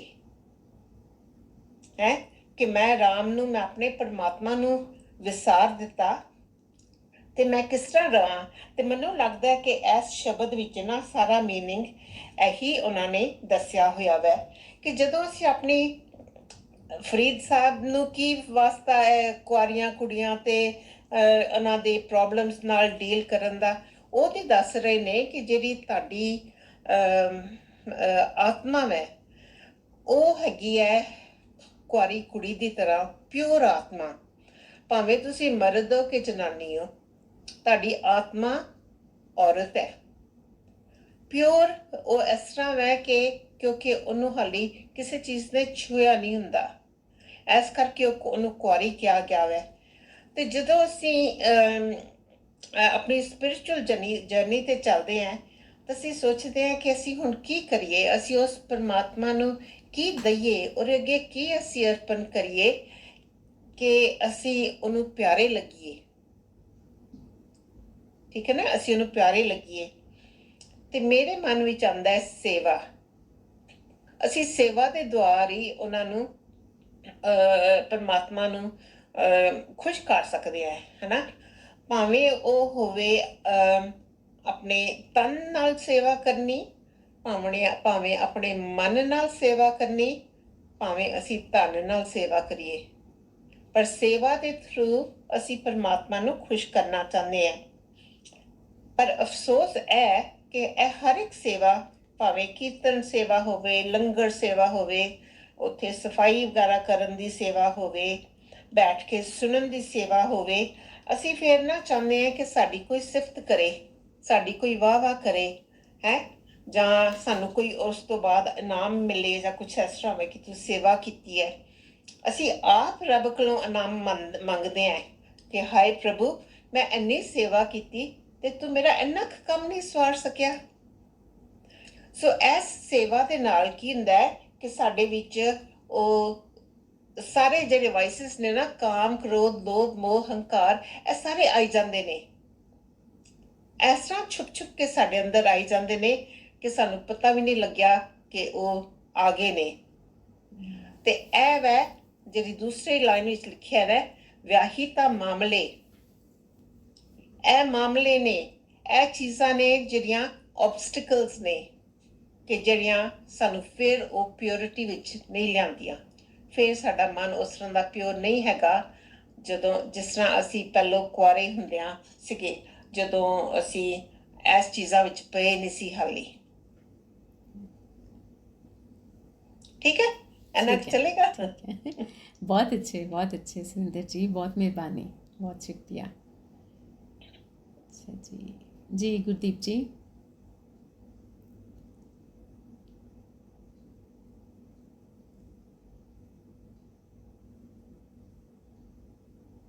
अनम्यूट कर ला जी। हाँ जी। जा कुआरी ता चाव विवाही ता मामले फरीदा एहो पछताओ वत कुआरी ना थी है। इत्थों मैनू ना एक याद आ गया। मेरी एक सहेली सी उत्थे यॉर्क विच अपनी 80s ਦੇ ਵਿੱਚ ਸੀਗੀ ਤੇ ਉਹ ਡਾਕਟਰ ਸੀ ਉੱਥੇ। ਉਹਨੇ ਕਦੀ ਵਿਆਹ ਨਹੀਂ ਸੀ ਕਰਾਇਆ, ਆਪਣੇ ਮਾਪਿਓ ਦੀ ਸੇਵਾ ਕੀਤੀ, ਫਿਰ ਉਹਨੇ ਆਪਣੇ ਭਤੀਜਿਆਂ ਵਾਲਾ ਦੀ ਕੀਤੀ, ਪਰ ਵਿਆਹ ਕਦੀ ਨਹੀਂ ਸੀ ਕੀਤਾ। ਤੇ ਉਹ ਮੈਨੂੰ ਇੱਕ ਦਿਨ ਕਹਿਣ ਲੱਗੀ, ਕਹਿੰਦੀ ਗੁਰਦੀਪ शादी ऐसा लड्डू है जो खाओ ता पछताओ, ना खाओ ता पछताओ। ते ਉਹ ਮੈਨੂੰ ਇੱਕਦਮ ਜਦ ਮੈਂ ਪੜ੍ਹਿਆ ਨਾ ਤੇ ਮੈਨੂੰ ਉਹਦਾ ਡਾਕਟਰ ਸੁਗੰਧਾ ਜੀ ਦਾ ਇਹ ਯਾਦ ਆ ਗਿਆ। ਸੋ ਆਈ ਡੋਂਟ ਨੋ ਹੁਣ, ਮਤਲਬ ਕਿ ਸੌਰੀ ਮੈਂ ਸਾਰੀ ਡਿਸਕਸ਼ਨ ਮਿਸ ਕਰ ਦਿੱਤੀ ਹੈ, ਪਰ ਹੁਣ ਸੁਰਿੰਦਰ ਜੀ ਹੋਰਾਂ ਦੀ ਸੁਣੀ ਤੇ ਉੱਥੋਂ ਵੀ ਮੈਨੂੰ ਥੋੜ੍ਹੀਆਂ ਚੀਜ਼ਾਂ ਯਾਦ ਆ ਗਈਆਂ ਕਿ ਵਾਕਈ ਜਦ ਕੁੜੀ ਦਾ ਵਿਆਹ ਹੁੰਦਾ ਤੇ ਅਸੀਂ ਬੜੀਆਂ ਤਿਆਰੀਆਂ ਕਰਦੇ ਹਾਂ ਹਰ ਇੱਕ ਚੀਜ਼ ਦੀਆਂ। ਉਹਦੇ ਗਹਿਣੇ ਬਣਵਾਉਂਦੇ ਹਾਂ, ਕੱਪੜੇ ਬਣਵਾਉਂਦੇ ਹਾਂ ਤੇ ਸਭ ਤਿਆਰੀਆਂ ਤਿਉਰੇ ਕਰਦੇ ਹਾਂ।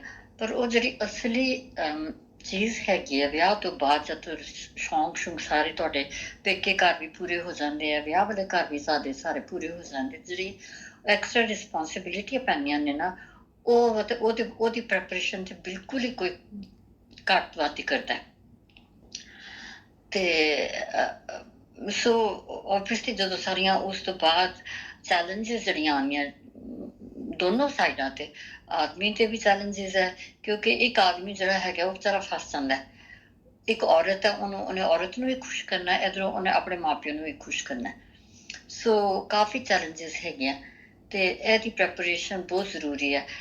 ਦੇਖੋ ਅਸਲ ਬੱਚੇ ਨੂੰ ਅਸੀਂ ਪੜ੍ਹਾਉਣ ਵਾਸਤੇ ਬਾਹਰ ਭੇਜਦੇ ਹਾਂ, ਯੂਨੀਵਰਸਿਟੀ ਦੇ ਵਿੱਚ ਭੇਜਦੇ ਹਾਂ, ਅਸੀਂ 6 ਵਾਰੀ ਜਾ ਕੇ ਉਹ ਯੂਨੀਵਰਸਿਟੀ ਦੇਖਦੇ ਹਾਂ ਕਿ ਉਹ ਯੂਨੀਵਰਸਿਟੀ ਦੇ ਵਿੱਚ ਕਮਰਾ ਕਿਹੋ ਜਿਹਾ ਹੈ, ਖਾਣ ਪੀਣ ਸਾਡੇ ਬੱਚੇ ਦਾ ਕਿਹੋ ਜਿਹਾ ਹੋਏਗਾ। ਪਰ ਜਦ ਅਸੀਂ ਬੱਚਾ ਬੱਚੀ ਦਾ ਵਿਆਹ ਕਰਦੇ ਹਾਂ ਤੇ ਅਸੀਂ ਉਹ ਸਹੁਰਾ ਘਰ ਤੇ ਬਿਲਕੁਲ ਬਾਹਰੋਂ ਹੀ ਦੇਖਦੇ ਹਾਂ ਜਦ ਅਸੀਂ ਸ਼ਗਨ ਪਾ ਜਾਂਦੇ ਹਾਂ। ਸੋ ਅੰਦਰੋਂ ਤੇ ਸਾਨੂੰ ਕੁਛ ਪਤਾ ਨਹੀਂ, ਪਰ ਉਹ ਖੈਰ ਜਿਹੜੀਆਂ ਉਹ ਗੱਲਾਂ ਨੇ ਉਹ ਫਿਰ ਸਾਰੀਆਂ ਬਾਅਦ ਵਿੱਚ ਪਤਾ ਲੱਗਦੀਆਂ। ਤੇ ਇਹ ਮੈਨੂੰ ਦੋ ਚੀਜ਼ਾਂ ਯਾਦ ਆ ਗਈਆਂ ਸੀ। ਪਰ ਇੱਥੇ ਮੈਨੂੰ ਲੱਗਦਾ ਕਬੀਰ ਜੀ ਸਾਨੂੰ ਸ਼ਾਇਦ ਕੋਈ ਹੋਰ ਵੀ ਮੈਸੇਜ ਦੇ ਰਹੇ ਨੇ ਕਿ ਇਹ ਜਿਹੜੀ ਵਿਆਹ ਦੀ ਗੱਲ ਹੈਗੀ ਹੈ, ਸ਼ਾਇਦ ਉਹ ਕਹਿ ਰਹੇ ਨੇ ਕਿ ਜਦ ਤੁਸੀਂ ਉਸ ਉਮਰ ਦੇ ਵਿੱਚ ਹੈਗੇ ਹੋ ਜਦ ਤੁਹਾਨੂੰ ਯਾਦ ਕਰਨਾ ਚਾਹੀਦਾ ਉਹ ਪ੍ਰਭੂ ਨੂੰ, ਤੇ ਤੁਸੀਂ ਉਸ ਟਾਈਮ ਤੇ ਯਾਦ ਨਹੀਂ ਕਰਦੇ ਤੇ ਉਹ ਫਿਰ ਤੁਹਾਨੂੰ ਉਹ ਬਾਅਦ ਵਿੱਚ ਫਿਰ ਉਹ ਪਛਤਾਵਾ ਰਹਿ ਜਾਂਦਾ। ਤੇ ਇਹ ਮੈਨੂੰ ਬਸ ਜਰਾ ਸੌਰੀ ਮੈਨੂੰ ਇਹ ਜਰਾ ਗੱਲਾਂ ਯਾਦ ਆਈਆਂ। ਥੈਂਕ ਯੂ ਜੀ। बहुत शुक्रिया गुरदीप जी, मेहरबानी जी। सादिक साहब। जी जी दर्द वास्ते तेल है ते अगर इस्तेमाल करा करो दिन गल कीती नहीं जी सादिक साहब अच्छे रहना। हाँ जी बहुत अच्छा तेल है। ਤੁਸੀਂ ਦਿੱਤਾ ਸੀ ਮੈਨੂੰ, ਮੈਂ ਮੰਗਵਾ ਲਿਆ ਸੀਗਾ। Thank you. जी जी जी जी मेहरबानी ਥੈਂਕ ਯੂ। जी छिंदी जी, परमिंदर जी, दोनों बस हंस के दिखा रहे हैं।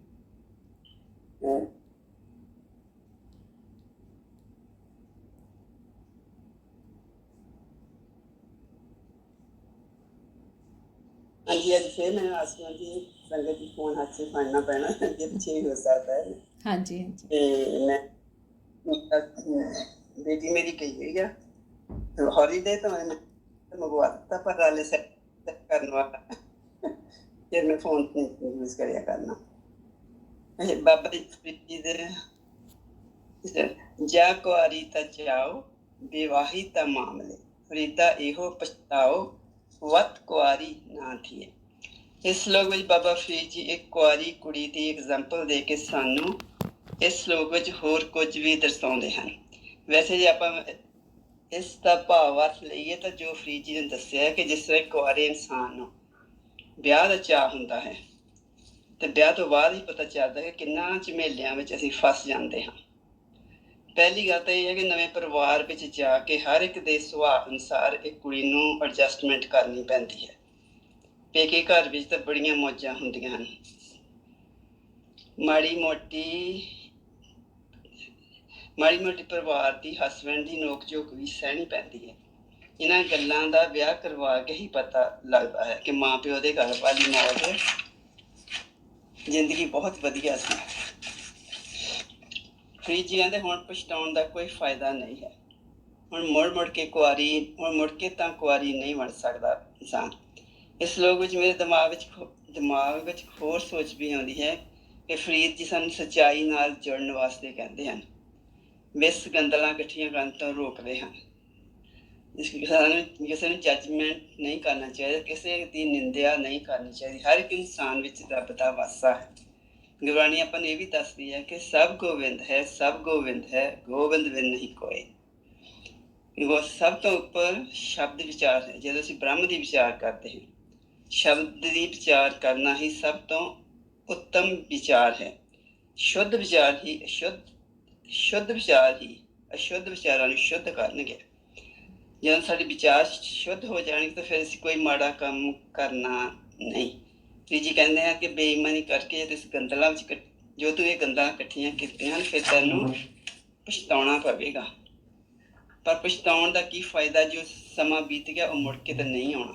ਬਾਕੀ ਜੋ ਵੀ ਹੋ ਰਿਹਾ ਉਸਦੇ ਹੁਕਮ ਵਿੱਚ ਹੋ ਰਿਹਾ ਹੈ। ਦੁਖੀ ਵੀ ਇਨਸਾਨ ਉਦੋਂ ਹੀ ਹੁੰਦਾ ਜਦੋਂ ਪਰਮਾਤਮਾ ਦੇ ਹੁਕਮ ਨੂੰ ਐਕਸੈਪਟ ਨਹੀਂ ਕਰਦਾ। ਜੇਕਰ ਉਸਦੇ ਹੁਕਮ ਵਿੱਚ ਰਹਿਣਾ ਸਿੱਖ ਜਾਈਏ ਫਿਰ ਤਾਂ ਸਭ ਸੁੱਖ ਹੀ ਹੈ। ਜਦ ਅਸੀਂ ਹੁਕਮ ਤੋਂ ਬਾਹਰ ਹੁੰਦੇ ਹਾਂ ਤਾਂ ਫਿਰ ਜ਼ਿੰਦਗੀ ਸਟਰਗਲ ਹੈ। ਗੁਰੂ ਤੇਗ ਬਹਾਦਰ ਜੀ ਆਪਣੀ ਬਾਣੀ ਵਿੱਚ ਆਪਣੇ ਮਨ ਨੂੰ ਸੰਬੋਧਨ ਕਰਕੇ ਸਾਨੂੰ ਸਮਝਾਉਂਦੇ ਹਨ। ਕਹਿੰਦੇ ਹਨ ਕਿ ਮਨ ਰੇ ਕੌਣ ਕੁਮਤ ਤੈਂ ਲੀਨੀ, ਮਨ ਰੇ ਕੌਣ ਕੁਮਤ ਤੈਂ ਲੀਨੀ, ਪਰ ਦਾਰਾ ਨਿੰਦਿਆ ਰਸ ਰਚਿਓ ਰਾਮ ਭਗਤ ਨਹੀਂ ਕੀਨੀ। ਪਰ ਦਾਰਾ ਨਿੰਦਿਆ ਰਸ ਰਚਿਓ ਰਾਮ ਭਗਤ ਨਹੀਂ ਕੀਨੀ। ਮੈਂ ਤੁਹਾਨੂੰ ਆਪਣਾ ਪਰਸਨਲ ਐਕਸਪੀਰੀਅੰਸ ਦੱਸਦੀ ਹਾਂ। ਆਪਣੇ ਦੇ ਜਦੋਂ ਮੈਂ ਵਿਆਹ ਤੋਂ ਪਹਿਲਾਂ ਮੈਨੂੰ ਬਹੁਤ ਹਾਸਾ ਆਉਂਦਾ ਹੁੰਦਾ ਸੀ, ਬਹੁਤ ਹੱਸਦੀ ਹੁੰਦੀ ਸੀ ਮੈਂ। ਜਦੋਂ ਵਿਆਹ ਹੋ ਗਿਆ, ਜ਼ਿੰਮੇਵਾਰੀਆਂ ਪੈ ਗਈਆਂ। ਸਾਡੇ ਇੱਕ ਭੈਣ ਜੀ ਆਉਂਦੇ ਹੁੰਦੇ ਸੀ, ਸਾਡੇ ਫੈਮਿਲੀ ਫਰੈਂਡਸ ਹੁੰਦੇ ਸੀ, ਮੇਰੇ ਤੋਂ ਕਾਫੀ ਬੜੇ ਸੀਗੇ। ਉਹ ਇੱਕ ਦਿਨ ਕਹਿੰਦੇ, ਪਰਮਿੰਦਰ ਤੇਰੇ ਹਾਸੇ ਕਿੱਧਰ ਗਏ? ਕਹਿੰਦੇ ਹਾਸੇ ਕਿੱਧਰ ਗਏ, ਤੈਨੂੰ ਇੰਨਾ ਹਾਸਾ ਆਉਂਦਾ ਸੀ। ਮੈਂ ਕਿਹਾ ਭੈਣ ਜੀ ਹੁਣ ਜ਼ਿੰਮੇਵਾਰੀਆਂ ਪਈਆਂ, ਹੁਣ ਉਹ ਹਾਸੇ ਆਪੇ ਦੀ ਵਾਲੀ ਗੱਲ ਨਹੀਂ ਰਹੀ। ਸੋ ਇਸ ਕਰਕੇ ਜਿਹੇ ਇੱਕ ਵਿਆਹ ਦਾ ਹਾਂਜੀ ਹੈਗਾ, ਚਾਅ ਹੀ ਹੁੰਦਾ ਆ। ਓਕੇ ਜੀ ਵਾਸੀ, ਥੈਂਕ ਯੂ। ਬਹੁਤ ਸ਼ੁਕਰੀਆ ਪਰਮਿੰਦਰ ਜੀ, ਬਹੁਤ ਸ਼ੁਕਰੀਆ। ਪਰ ਤੁਸੀਂ ਹੁਣ ਵੀ ਬਹੁਤ ਹੱਸਦੇ ਹੋ ਜੀ। ਛਿੰਦੀ ਜੀ।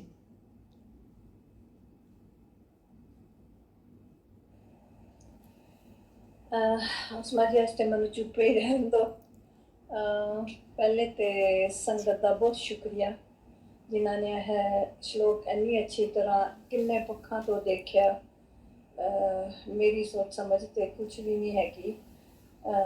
ਜਿਹੜੀ ਪਹਿਲੀ ਲਾਈਨ ਬਾਬਾ ਫਰੀਦ ਜੀ ਦੀ, ਜਾਂ ਕੁਆਰੀ ਤਾਂ ਚਾਓ ਵਿਵਾਹੀ ਤਾਂ ਮਾਮਲੇ, ਤੇ ਜਿਸ ਤਰ੍ਹਾਂ ਸਭ ਨੇ ਦੱਸਿਆ ਕਿ ਜਦੋਂ ਕੋਈ ਲੜਕੀ ਕੁਆਰੀ ਹੁੰਦੀ ਹੈ ਤੇ ਯੰਗ ਹੁੰਦੀ ਹੈ, ਤੇ ਜਦੋਂ ਦੂਸਰਿਆਂ ਵੱਲ ਦੇਖਦੀ ਹੈਗੀ ਹੈ ਕਿ ਉਹ ਕਿੰਨੇ ਸੋਹਣੇ ਹੁਣ ਕੱਪੜੇ ਪਾਉਂਦੀ ਹੈ, ਤੇ ਜਦੋਂ ਕੁਆਰੇ ਹੁੰਦੇ ਤੁਹਾਨੂੰ ਬੰਦਿਸ਼ ਵੀ ਹੁੰਦੀ ਹੈ ਕਿ ਤੁਸੀਂ ਇਹ ਨਹੀਂ ਕਰ ਸਕਦੇ ਤੇ ਤੁਹਾਨੂੰ ਉਸ ਟਾਈਮ ਤੇ ਚਾਅ ਵੀ ਹੁੰਦਾ ਹੈ ਕਿ ਮੈਂ ਵੀ ਉਹਨਾਂ ਵਕਨ ਹੋਵਾਂ। ਤੇ ਉਸ ਟਾਈਮ ਤੇ ਤੁਹਾਡੀ ਜਿਹੜੀ ਸਮਝ ਹੁੰਦੀ ਹੈ ਉਹ ਇੱਥੇ ਤੱਕ ਨਹੀਂ ਹੁੰਦੀ ਕਿ ਅੱਗੇ ਜਾ ਕੇ ਕੀ ਹੋਣਾ ਹੈ, ਇਹ ਸਾਰੀਆਂ ਗੱਲਾਂ ਦਾ।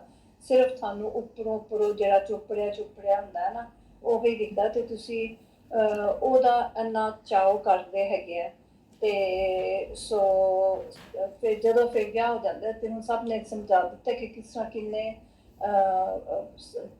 ਮਾਮਲੇ ਹੋ ਜਾਂਦੇ ਆ ਵਿਆਹ ਤੋਂ ਬਾਅਦ ਕਿ ਘਰ ਵੀ ਸੰਭਾਲਣਾ, ਬੱਚੇ ਵੀ ਸੰਭਾਲਣੇ, ਸਭ ਨੂੰ ਦੇਖਣਾ ਤੇ ਵਿੱਚ ਪ੍ਰੋਬਲਮਸ ਜਿਹੜੇ ਆਉਂਦੇ ਆ ਫਿਰ ਉਹਨਾਂ ਨੂੰ ਵੀ ਦੇਖਣਾ। ਕਿ ਜਦੋਂ ਕੁਆਰੇ ਹੁੰਦੇ ਆ ਉਦੋਂ ਤੇ ਤੁਹਾਡੇ ਪੇਰੈਂਟਸ ਜਾਂ ਤੁਹਾਡੇ ਵੱਡੇ ਭਰਾ ਭੈਣ ਜਿਹੜੇ ਹੈਗੇ ਆ ਉਹ ਸਭ ਕੋਈ ਵੀ ਜਿਸ ਤਰ੍ਹਾਂ ਦੀ ਸਿਚੁਏਸ਼ਨ ਹੁੰਦੀ ਹੈ ਉਹਨਾਂ ਨੂੰ ਸੰਭਾਲ ਲੈਂਦੇ ਨੇ। ਪਰ ਹੁਣ ਜਦੋਂ ਤੁਹਾਡੀ ਰਿਸਪੌਂਸਿਬਿਲਿਟੀ ਆਉਂਦੀ ਹੈ ਤੇ ਫਿਰ ਤੁਹਾਨੂੰ ਲੱਗਦਾ ਕਿ ਇਹ ਤੇ ਹੁਣ ਸਾਰੇ ਨਾ ਮਾਮਲੇ ਹੋ ਗਏ ਆ।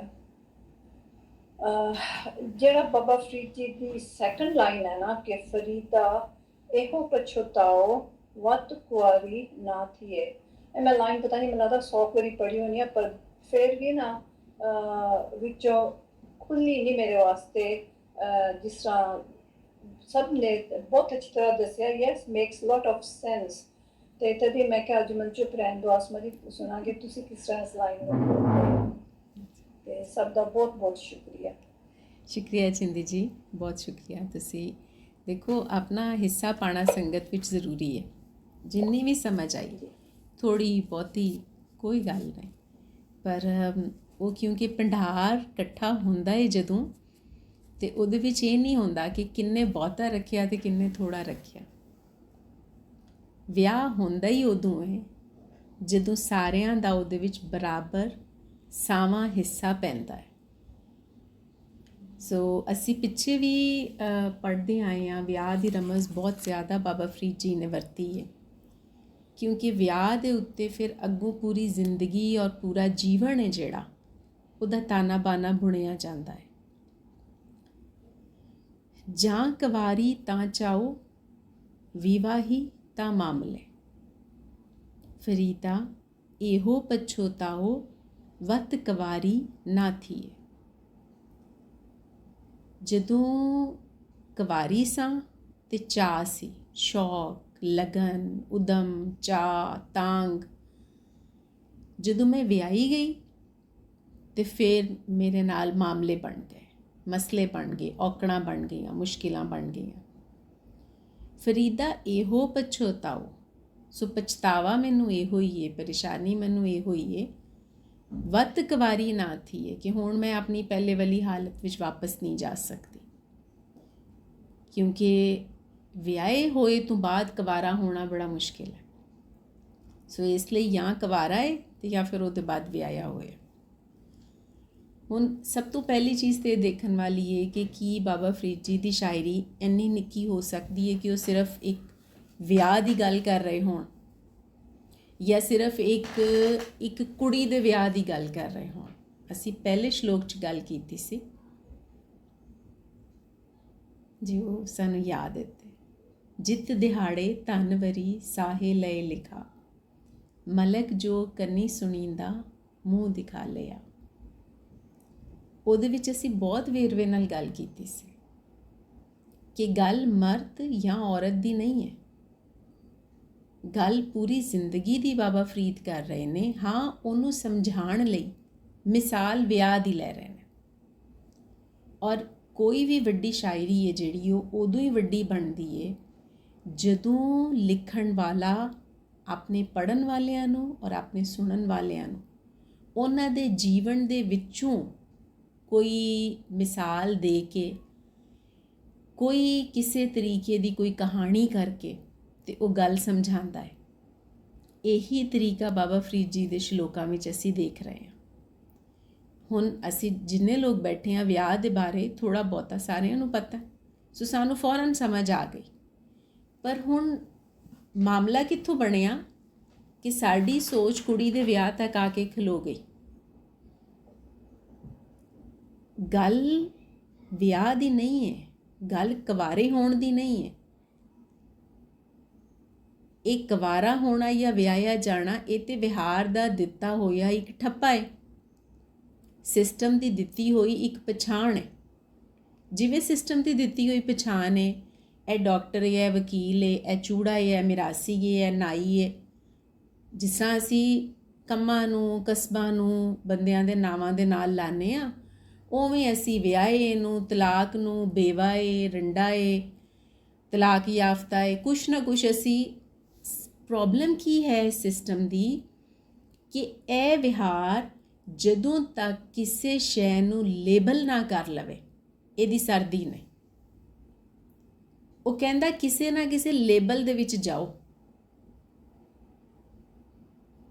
ਤੇ ਜਿਹੜੀ ਗੱਲ ਸਾਰਿਆਂ ਨੇ ਕੀਤੀ, ਇੰਨੀ ਸੋਹਣੀ ਕੀਤੀ ਕਿ ਕੁਵਾਰਾ ਹੋਣਾ ਹੈ ਇਨੋਸੈਂਟ ਹੋਣਾ, ਖਾਲਿਸ ਹੋਣਾ, ਸ਼ੁੱਧ, ਮਾਸੂਮ, ਪਾਕ ਸਾਫ, ਨਿਰੋਇਆ, ਸਜਰਾ। ਉਹ ਬੱਚੇ ਦੇ ਅੰਦਰ ਇਹ ਸਾਰੇ ਗੁਣ ਕਿਉਂ ਹੁੰਦੇ ਨੇ? ਕਿਉਂਕਿ ਬੱਚਾ ਵਨਨੈਸ ਦੇ ਨਾਲ ਸਾਹ ਲੈ ਰਿਹਾ ਹੁੰਦਾ। ਬੱਚੇ ਨੇ ਮਾਂ ਦੀ ਕੁੱਖ ਵਿੱਚ ਉਸ ਵਨਨੈਸ ਨੂੰ ਐਕਸਪੀਰੀਅੰਸ ਕੀਤਾ ਹੁੰਦਾ। ਵਿਆਹ ਦਾ ਮਤਲਬ ਹੈ ਵਨਨੈਸ, ਇੱਕ ਹੋਵਣ। ਆਮ ਵਿਹਾਰ 'ਚ ਵਿਆਹ ਕੀ ਹੈ? ਇੱਕ ਬੰਦਾ, ਇੱਕ ਬੀਬੀ ਹੈ, ਦੋ ਵੱਖਰੀਆਂ ਹੋਂਦਾਂ ਨੇ। ਵਿਆਹ ਦੋ ਨੂੰ ਇੱਕ ਕਰ ਦਿੰਦਾ, ਇਹੀ ਮਤਲਬ ਹੈ ਨਾ। ਪਰ ਕੀ ਹੁੰਦਾ ਹੈ? ਸਾਰਿਆਂ ਨੇ ਹੁਣ ਕਿੰਨੀਆਂ ਵਧੀਆ ਐਗਜ਼ਾਮਪਲਸ ਦਿੱਤੀਆਂ। ਉਹ ਵਿਆਹ ਇੱਕ ਨੂੰ ਦੋ ਨੂੰ ਇੱਕ ਨਹੀਂ ਕਰਦਾ। ਉਹ ਜਿਹੜੇ ਦੋ ਨੇ ਉਹਨਾਂ ਨੂੰ ਅੱਗੋਂ ਹੋਰ ਦੋ ਕਰ ਦਿੰਦਾ। ਕਿਉਂਕਿ ਇਹ ਜਿਹੜੇ ਪਛਤਾਵਣ ਵਾਲੀ ਕਹਾਣੀ ਹੈ, ਇਹ ਸਿਸਟਮ ਦੀ ਬਣਾਈ ਹੋਈ ਹੈ। ਇਹ ਹਰ ਵੇਲੇ ਸਾਨੂੰ ਇਹ ਸੋਚ ਵਿੱਚ ਪਾਉਂਦਾ ਹੈ, ਇਹ ਠੀਕ ਹੈ ਕਿ ਗਲਤ ਹੈ, ਮੈਂ ਚੀਜ਼ ਸਸਤੀ ਲਈ ਹੈ ਕਿ ਮਹਿੰਗੀ ਲਈ ਹੈ। ਇਹ ਤਾਂ ਮੈਂ ਕੱਲ੍ਹ ਲੈ ਕੇ ਗਈ ਸੀ, ਕੱਲ੍ਹ ਰੇਟ ਇਹ ਸੀ, ਅੱਜ ਮੈਂ ਆਈ ਹਾਂ, ਅੱਜ ਰੇਟ ਹੈ ਵੀ ਨਹੀਂ ਇਹ ਮੈਨੂੰ ਮਹਿੰਗੀ ਲੱਭੀ ਹੈ। ਉਹ ਹਰ ਵੇਲੇ ਹਰ ਚੀਜ਼ ਦੇ ਵਿੱਚ ਅਸੀਂ ਪਛਤਾ ਰਹੇ ਹੁੰਦੇ ਹਾਂ। ਨੋਟਿਸ ਕਰਕੇ ਦੇਖ ਲਓ, ਹਰ ਕੜੀ, ਹਰ ਪਲ, ਖਾਣ ਪੀਣ, ਸੋਚਣ, ਬੋਲਣ, ਖਰੀਦਣ, ਵੇਚਣ, ਰਿਸ਼ਤਾ ਬਣਾਉਣ, ਹਰ ਚੀਜ਼ ਦੇ ਵਿੱਚ ਸਾਡੇ ਕਿਤੇ ਨਾ ਕਿਤੇ ਪਛਤਾਵਾ ਹੈ। ਕਿਉਂ ਪਛਤਾਵਾ ਹੈ? ਕਿਉਂਕਿ ਸਾਡੇ ਤਨ ਔਰ ਮਨ ਦੇ ਅੰਦਰ ਡੁਐਲਿਟੀ ਹੈ, ਦੁਈ ਹੈ। ਅਸੀਂ ਇੱਕ ਤੇ ਹੋਈ ਨਹੀਂ, ਵਿਆਹ ਤੇ ਹੋਇਆ ਹੀ ਨਹੀਂ। ਜਦੋਂ ਇੱਕ ਕੰਮ ਕਰ ਲਿਆ ਤੇ ਫਿਰ ਇਹ ਕਿਉਂ ਖਿਆਲ ਆਇਆ ਕਿ ਨਹੀਂ ਪਹਿਲਾਂ ਠੀਕ ਸੀ? ਕਿਉਂਕਿ ਅਸੀਂ ਜੋ ਕੰਮ ਕੀਤਾ, ਵਿਆਹ ਹੀ ਅਗਰ ਕੀਤਾ, ਉਹ ਅਸਾਂ ਲਾਲਚ ਲਈ ਕੀਤਾ। ਤੇ ਜਿਹੜੀ ਵੀ ਰਿਸ਼ਤੇ ਦੀ ਬੁਨਿਆਦ ਅਸੀਂ ਲਾਲਚ ਤੇ ਰੱਖਾਂਗੇ, ਕੀ ਉਹ ਰਿਸ਼ਤਾ ਅੱਗੇ ਚੱਲੇਗਾ? ਵਨਨੈਸ ਦੀ ਬੁਨਿਆਦ ਹੈ ਜਿਹੜੀ, ਉਹ ਲਾਲਚ ਨਹੀਂ ਹੈ। ਜਿਹੜੀ ਅਸੀਂ ਗੱਲ ਕਰ ਰਹੇ ਸਾਂ ਕਿ ਸਾਨੂੰ ਲਾਲਚ ਦਿੱਤਾ ਜਾਂਦਾ, ਤੁਹਾਡਾ ਵਿਆਹ ਹੋਏਗਾ, ਤੁਹਾਨੂੰ ਜ਼ੇਵਰ ਮਿਲੇਗਾ, ਕੱਪੜੇ ਮਿਲਣਗੇ, ਜੁੱਤੀਆਂ ਮਿਲਣਗੀਆਂ, ਨਵੀਆਂ ਚੀਜ਼ਾਂ ਤੁਹਾਡੇ ਕੋਲ ਹੋਣਗੀਆਂ, ਤੇ ਉਹ ਚਾਅ ਹੁੰਦਾ। ਅੱਜ ਦੇ ਵੇਲੇ 'ਚ ਤੇ ਉਹ ਵੀ ਚਾਅ ਮੁੱਕ ਗਿਆ। ਇਹ ਪਹਿਲੇ ਹੁੰਦਾ ਸੀ। ਪਰ ਸਾਨੂੰ ਚਾਅ ਕਿੰਨੇ ਦਵਾਇਆ? ਲਾਲਚ ਨੇ। ਕੈਪੀਟਲਿਜ਼ਮ ਕਿਸ ਚੀਜ਼ ਤੇ ਖੜਾ ਹੈ? ਲਾਲਚ ਤੇ। ਸਾਨੂੰ ਨਵੀਆਂ ਚੀਜ਼ਾਂ ਦੀ ਲਿਸ਼ਕ ਵਿਖਾ ਕੇ ਤੇ ਆਪਣੇ ਪਿੱਛੇ ਲਾਉਂਦਾ। ਜਿਹੜੀ ਸਾਡੀ ਪਹਿਲੀ ਸਟੇਟ ਹੁੰਦੀ ਹੈ ਹਰ ਪਲ ਦੇ ਵਿੱਚ, ਉਹ ਅਸਲ ਹੁੰਦੀ ਹੈ।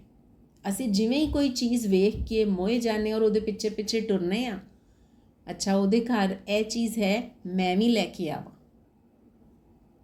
ਇਹ ਹੈ ਉਸ ਰਾਹ ਦੇ ਉੱਤੇ ਟੁਰਨ ਜਿਹੜੀ ਡੁਐਲਿਟੀ ਦੀ ਹੈ। ਲੋੜ ਪੂਰੀ ਕਰਨ ਮਾੜੀ ਗੱਲ ਨਹੀਂ ਹੈ, ਪਰ ਕਿਸੇ ਦੇ ਪਿੱਛੇ ਲੱਗ ਕੇ ਉਹਦੀ ਰੀਸ ਕਰਨ ਮਾੜੀ ਗੱਲ ਹੈ।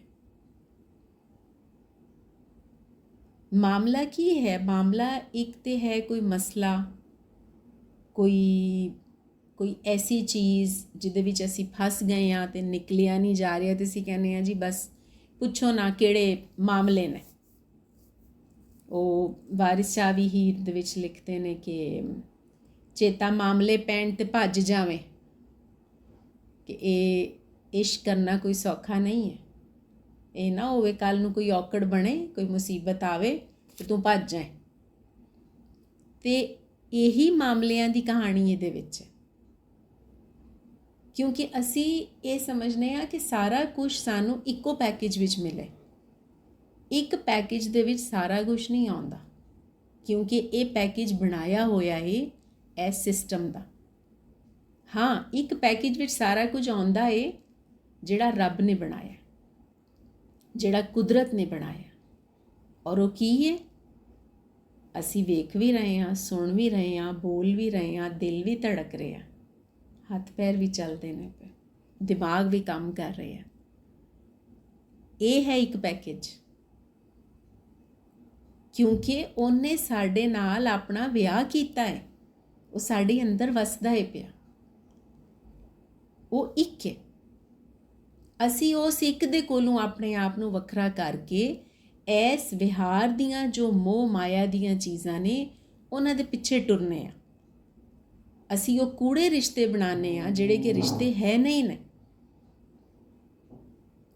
ਔਰ ਉਹ ਸਾਰਾ ਪੈਸਾ ਇਕੱਠਾ ਕਰਨ, ਚੀਜ਼ਾਂ ਦੇ ਉੱਤੇ ਕਬਜ਼ਾ ਕਰਨ, ਕਿਉਂਕਿ ਵਿਆਹ ਹੈ ਇਕੁਐਲਿਟੀ, ਬਰਾਬਰੀ। ਹੁਣ ਵਿਆਹ ਹੈ ਕਬਜ਼ਾ। ਉਹ ਕਬਜ਼ਾ ਨਰ ਦਾ ਏ ਜਾਂ ਨਾਰ ਦਾ ਏ, ਉਹਦੇ ਨਾਲ ਫਰਕ ਨਹੀਂ ਪੈਂਦਾ। ਵਿਆਹ ਹੈ ਕਬਜ਼ਾ ਹੀ ਹੈ। ਫਿਰ ਵਿਆਹ ਕਿੱਥੇ ਹੋਇਆ?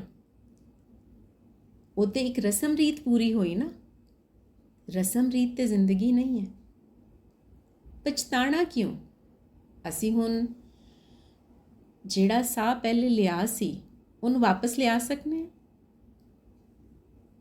ਨਹੀਂ ਲਿਆ ਸਕਦੇ। ਅਸੀਂ ਜਿਹੜਾ ਪਲ ਗੁਜ਼ਰ ਗਿਆ, ਇਹ ਹੁਣੇ ਗੁਜ਼ਰ ਗਿਆ, ਅਸੀਂ ਇਹਨੂੰ ਵਾਪਸ ਨਹੀਂ ਲਿਆ ਸਕਦੇ। ਅਸੀਂ ਵਾਪਸ ਕਿਉਂ ਲਿਆਉਣਾ ਚਾਹੁੰਦੇ ਹਾਂ? ਇਸ ਲਈ ਲਿਆਉਣਾ ਚਾਹੁੰਦੇ ਹਾਂ ਕਿ ਜਿਹੜੇ ਵੇਲੇ ਦੇ ਵਿੱਚ ਜੋ ਕਰਨਾ ਸੀ ਉਹ ਅਸੀਂ ਨਹੀਂ ਕੀਤਾ, ਸਾਨੂੰ ਅਗਲੇ ਵੇਲੇ 'ਚ ਜਾ ਕੇ ਸਮਝ ਆਈ, ਓਹੋ ਪਿੱਛੇ ਤੇ ਮੈਂ ਇਹ ਕਰ ਸਕਦੀ ਸਾਂ। ਸਾਨੂੰ ਅਖੀਰੀ ਉਮਰ 'ਚ ਜਾ ਕੇ ਤੇ ਧਰਮ ਦੀ ਛਾਂ ਦੇ ਵਿੱਚ ਕਿਉਂ ਬਹਿਣਾ ਪੈਂਦਾ? ਕਿਉਂਕਿ ਸਾਰੀ ਜ਼ਿੰਦਗੀ ਅਸੀਂ ਧਰਮ ਨੂੰ ਸਮਝਿਆ ਹੀ ਨਹੀਂ ਹੈ। ਧਰਮ ਤੇ ਸਾਨੂੰ ਵਨਨੈਸ ਦੇ ਵਿੱਚ ਲੈ ਕੇ ਜਾ ਰਿਹਾ ਸੀ, ਸਾਨੂੰ ਸਭ ਦੇ ਨਾਲ ਜੋੜ ਰਿਹਾ ਸੀ, ਕੁੱਲ ਦੇ ਨਾਲ ਸਾਡਾ ਰਿਸ਼ਤਾ ਬਣਾ ਰਿਹਾ ਸੀ। ਰਿਸ਼ਤੇ ਅਸੀਂ ਆਪ ਤੋੜੇ ਲਾਲਚ ਦੇ ਵਿੱਚ ਆ ਕੇ, ਤੇ ਲਾਲਚ ਤੋਂ ਬਾਅਦ ਜੋ ਸਾਨੂੰ ਮਿਲਦਾ ਉਹਦੇ 'ਚ ਪਛਤਾਵਾ ਹੁੰਦਾ, ਹੋਰ ਕੁਛ ਨਹੀਂ ਹੁੰਦਾ। ਬੜੇ ਸੋਹਣੇ ਅਰਥ ਤੁਸੀਂ ਦੱਸੇ ਨੇ ਸਾਰੇ ਕੁਵਾਰੀ ਦੇ, ਕਿ ਜ਼ਮੀਨ ਜਿੱਥੇ ਵਾਹੀ ਨਹੀਂ ਹੋਈ, ਜਾਂ ਜੋ ਬਿਲਕੁਲ ਅਨਟੱਚ ਹੈ, ਜੋ ਬਿਲਕੁਲ ਪਿਓਰ ਹੈ, ਖਾਲਸ ਹੈ। ਅਸੀਂ ਕੀ ਸਾਂ ਜਦੋਂ ਅਸੀਂ ਜੰਮੇ ਆ? ਉਦੋਂ ਅਸੀਂ ਵਿਆਹੇ ਹੋਏ ਸਾਂ, ਕਿਉਂਕਿ ਅਸੀਂ ਵਨਨੈਸ ਦੇ ਵਿੱਚ ਸਾਹ ਲੈ ਰਹੇ ਸਾਂ। ਤੇ ਫਿਰ ਅਸੀਂ ਇਸ ਸਿਸਟਮ ਦਾ ਹਿੱਸਾ ਬਣਦੇ ਚਲੇ ਗਏ, ਔਰ ਇੰਨਾ ਅਸੀਂ ਇਹਦਾ ਹਿੱਸਾ ਬਣ ਗਏ ਕਿ ਫਿਰ ਸਾਨੂੰ ਚੇਤਾ ਹੀ ਨਹੀਂ ਰਿਹਾ ਕਿ ਅਸੀਂ ਕੌਣ ਆ। ਹੁਣ ਸਾਡੇ ਕੋਲ ਅਰਥ ਬਦਲ ਗਏ। ਅਸੀਂ ਵਿਆਹ ਨੂੰ ਹੀ ਸੰਗੋੜ ਦਿੱਤਾ। ਵਿਆਹ ਇੰਨਾ ਨਿੱਕਾ ਲਫ਼ਜ਼ ਹੈ। ਦੋ ਦਾ ਇੱਕ ਹੋਵਣ ਮਾਮੂਲੀ ਗੱਲ ਹੈ ਕੋਈ। ਅਸੀਂ ਇੰਨੇ ਲੋਕ ਬੈਠੇ ਹਾਂ, ਸਾਡਾ ਸਾਰਿਆਂ ਦਾ ਕੀ ਰਿਸ਼ਤਾ ਹੈ ਆਪਸ ਵਿੱਚ? ਕੀ ਨਿਕਾਹ ਪੜੇ ਹੋਏ ਨੇ? ਕੀ ਮੈਰਿਜ ਰਜਿਸਟ੍ਰੇਸ਼ਨ ਕਿਤੇ ਰਜਿਸਟਰ ਹੋਈ ਹੈ? ਪਰ ਇਹ ਵਿਆਹ ਹੈ, ਕਿਉਂਕਿ ਸੋਚ ਦੀ ਸਾਂਝ ਹੈ। ਵਿਆਹ ਦਾ ਮਤਲਬ ਹੈ ਇੱਕ ਮਿਕ ਹੋਵਣ, ਇੱਕ ਹੋਵਣ ਵਿਆਹ ਹੈ। ਵਿਆਹ ਸਾਨੂੰ ਇਕਾਈ ਦੀ ਸ਼ਕਲ ਦਿਖਾਉਂਦਾ ਹੈ, ਔਰ ਫਿਰ ਵਿਆਹ ਦੱਸਦਾ ਹੈ ਕਿ ਉਸ ਇਕਾਈ ਦੇ ਵਿੱਚੋਂ ਨਵੀਂ ਉਗਾਸ ਹੁੰਦੀ ਹੈ, ਨਵੀਂ ਉਪਜ ਹੁੰਦੀ ਹੈ, ਜਦੋਂ ਬੰਦਾ ਆਪਣੀ ਮੈਂ ਦਾ ਇਨਕਾਰ ਕਰਦਾ। ਸੋ ਸਿਸਟਮ ਹੈ ਜਿਹੜਾ ਉਹ ਸਾਡੇ 'ਤੇ ਆਪਣੀਆਂ ਸਟੈਂਪਾਂ ਲਾਉਂਦਾ ਹੈ, ਔਰ ਅਸੀਂ ਵੀ ਕੋਈ ਨਾ ਕੋਈ ਸਟੈਂਪ ਲੈ ਕੇ ਹੀ ਰਾਜ਼ੀ ਹਾਂ। ਮਾਮਲਾ ਤੇ ਕੁਵਾਰੇ ਔਰ ਵਿਆਹੇ ਹੋਣ ਦਾ ਹੈ ਹੀ ਨਹੀਂ ਹੈ, ਮਾਮਲਾ ਤੇ ਜਿਉਣ ਦਾ ਹੈ। ਕੀ ਜੀ ਰਹੇ ਹਾਂ? ਜਾਂ ਵਿਆਹੇ ਜੀਂਦੇ ਨੇ ਤੇ ਕੁਵਾਰੇ ਨਹੀਂ ਜੀਂਦੇ, ਜਾਂ ਤਲਾਕ ਵਾਲੇ ਨਹੀਂ ਜੀਂਦੇ? ਇਹ ਕੀ ਵੰਡਾਂ ਨੇ? ਜ਼ਿੰਦਗੀ ਚੱਲਦੀ ਹੈ ਸਾਹ ਦੇ ਨਾਲ, ਜ਼ਿੰਦਗੀ ਚੱਲਦੀ ਏ ਪ੍ਰੇਮ ਦੇ ਨਾਲ। ਵਿਆਹੇ ਜਾਣ ਔਰ ਕੁਆਰੇ ਹੋਣ ਨਾਲ ਨਹੀਂ ਜ਼ਿੰਦਗੀ ਚੱਲਦੀ। ਸੋ ਸਾਨੂੰ ਹਰ ਵੇਲੇ ਘੁੰਮਣ ਘੇਰੀਆਂ 'ਚ ਪਾ ਕੇ ਰੱਖਦਾ ਸਿਸਟਮ। ਦੋ ਦਲੀਲੀ, ਹਰ ਵੇਲੇ ਦੋ ਦਲੀਲੀ। ਇਹਦੇ ਵਿੱਚ ਵੀ ਇਹੀ ਦੋ ਦਲੀਲੀ ਹੈ। ਦੇਖੋ ਪਹਿਲੀ ਲਾਈਨ 'ਚ, ਕੁਵਾਰੀ ਤਾਂ ਚਾਹੋ ਵਿਵਾਹੀ ਤਾਂ ਮਾਮਲੇ। ਸੈਕਿੰਡ, ਕਿੰਨਾ ਕੁਇਕ ਹੈ। ਟੱਚ ਸਿਸਟਮ ਤੇ ਹੁਣ ਆਇਆ ਸਾਡੇ ਕੋਲ, ਇਹਦਾ ਮਤਲਬ ਹੀ ਉਦੋਂ ਵੀ ਕੋਈ ਨਾ ਕੋਈ ਸ਼ਕਲ ਇਸ ਟੱਚ ਸਿਸਟਮ ਦੀ ਹੈ ਸੀ। ਯਾਨੀ ਦੇਰ ਹੀ ਕੋਈ ਨਹੀਂ। ਕੁਵਾਰੀ ਤਾਂ ਚਾਹੋ ਵਿਵਾਹੀ ਤਾਂ ਮਾਮਲੇ। ਇਹ ਸੀ ਤੇ ਇੰਜ ਸੀ, ਇਹ ਵੇ ਤੇ ਇੰਜ ਹੈ। ਚਲੋ ਠੀਕ ਹੈ। ਇਹੋ ਪਛੋਤਾਓ ਵਤ ਕੁਵਾਰੀ ਨਾ ਥੀਏ। ਇਨਸਾਨ ਕਦੀ ਜ਼ਿੰਦਗੀ ਵਿੱਚ ਮੁਤਮਈਨ ਨਾ ਹੋਵੇ, ਆਨੰਦ ਵਿੱਚ ਨਾ ਹੋਵੇ। ਇਹੀ ਸਾਨੂੰ ਇਹ ਵਾਲਾ ਸ਼ਲੋਕ ਦੱਸਦਾ ਪਿਆ। ਅਸੀਂ ਇਹ ਜਿਹੜਾ ਵਿਆਹੇ ਜਾਣ ਦਾ ਮਾਮਲਾ ਹੈ ਔਰ ਜਿਸ ਜੀਵਨ ਦੇ ਆਨੰਦ ਦਾ ਮਾਮਲਾ ਹੈ, ਇਹਨੂੰ ਅਸੀਂ ਆਪਣੀ ਕੱਲ ਇੱਕ ਛੋਟੀ ਜਿਹੀ ਸੰਗਤ ਦੇ ਵਿੱਚ ਮਾਣਿਆ।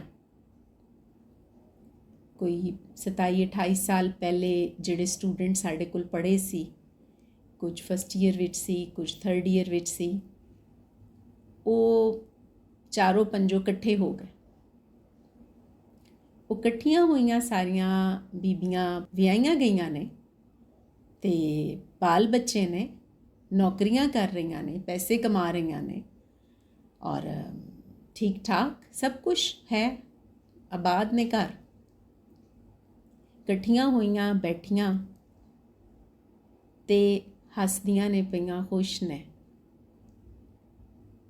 ਲੇਕਿਨ ਇੱਕੋ ਸ਼ਹਿਰ ਵਿੱਚ ਰਹਿੰਦਿਆਂ ਹੋਇਆਂ ਉਹਨਾਂ ਦੇ ਕੋਲ ਆਪਸ ਵਿੱਚ ਮਿਲਣ ਦਾ ਟਾਈਮ ਨਹੀਂ ਹੈ। ਉਹ ਅਸੀਂ ਗਏ ਹਾਂ ਅਤੇ ਉਹਨਾਂ ਨੂੰ ਸਭ ਨੂੰ ਇੱਕ ਜਗ੍ਹਾ 'ਤੇ ਇਕੱਠਾ ਕੀਤਾ ਕਿ ਆ ਜਾਓ, ਇੱਕ ਜਗ੍ਹਾ 'ਤੇ ਇਕੱਠੇ ਬਹਿ ਕੇ ਮਿਲਣੇ ਆ।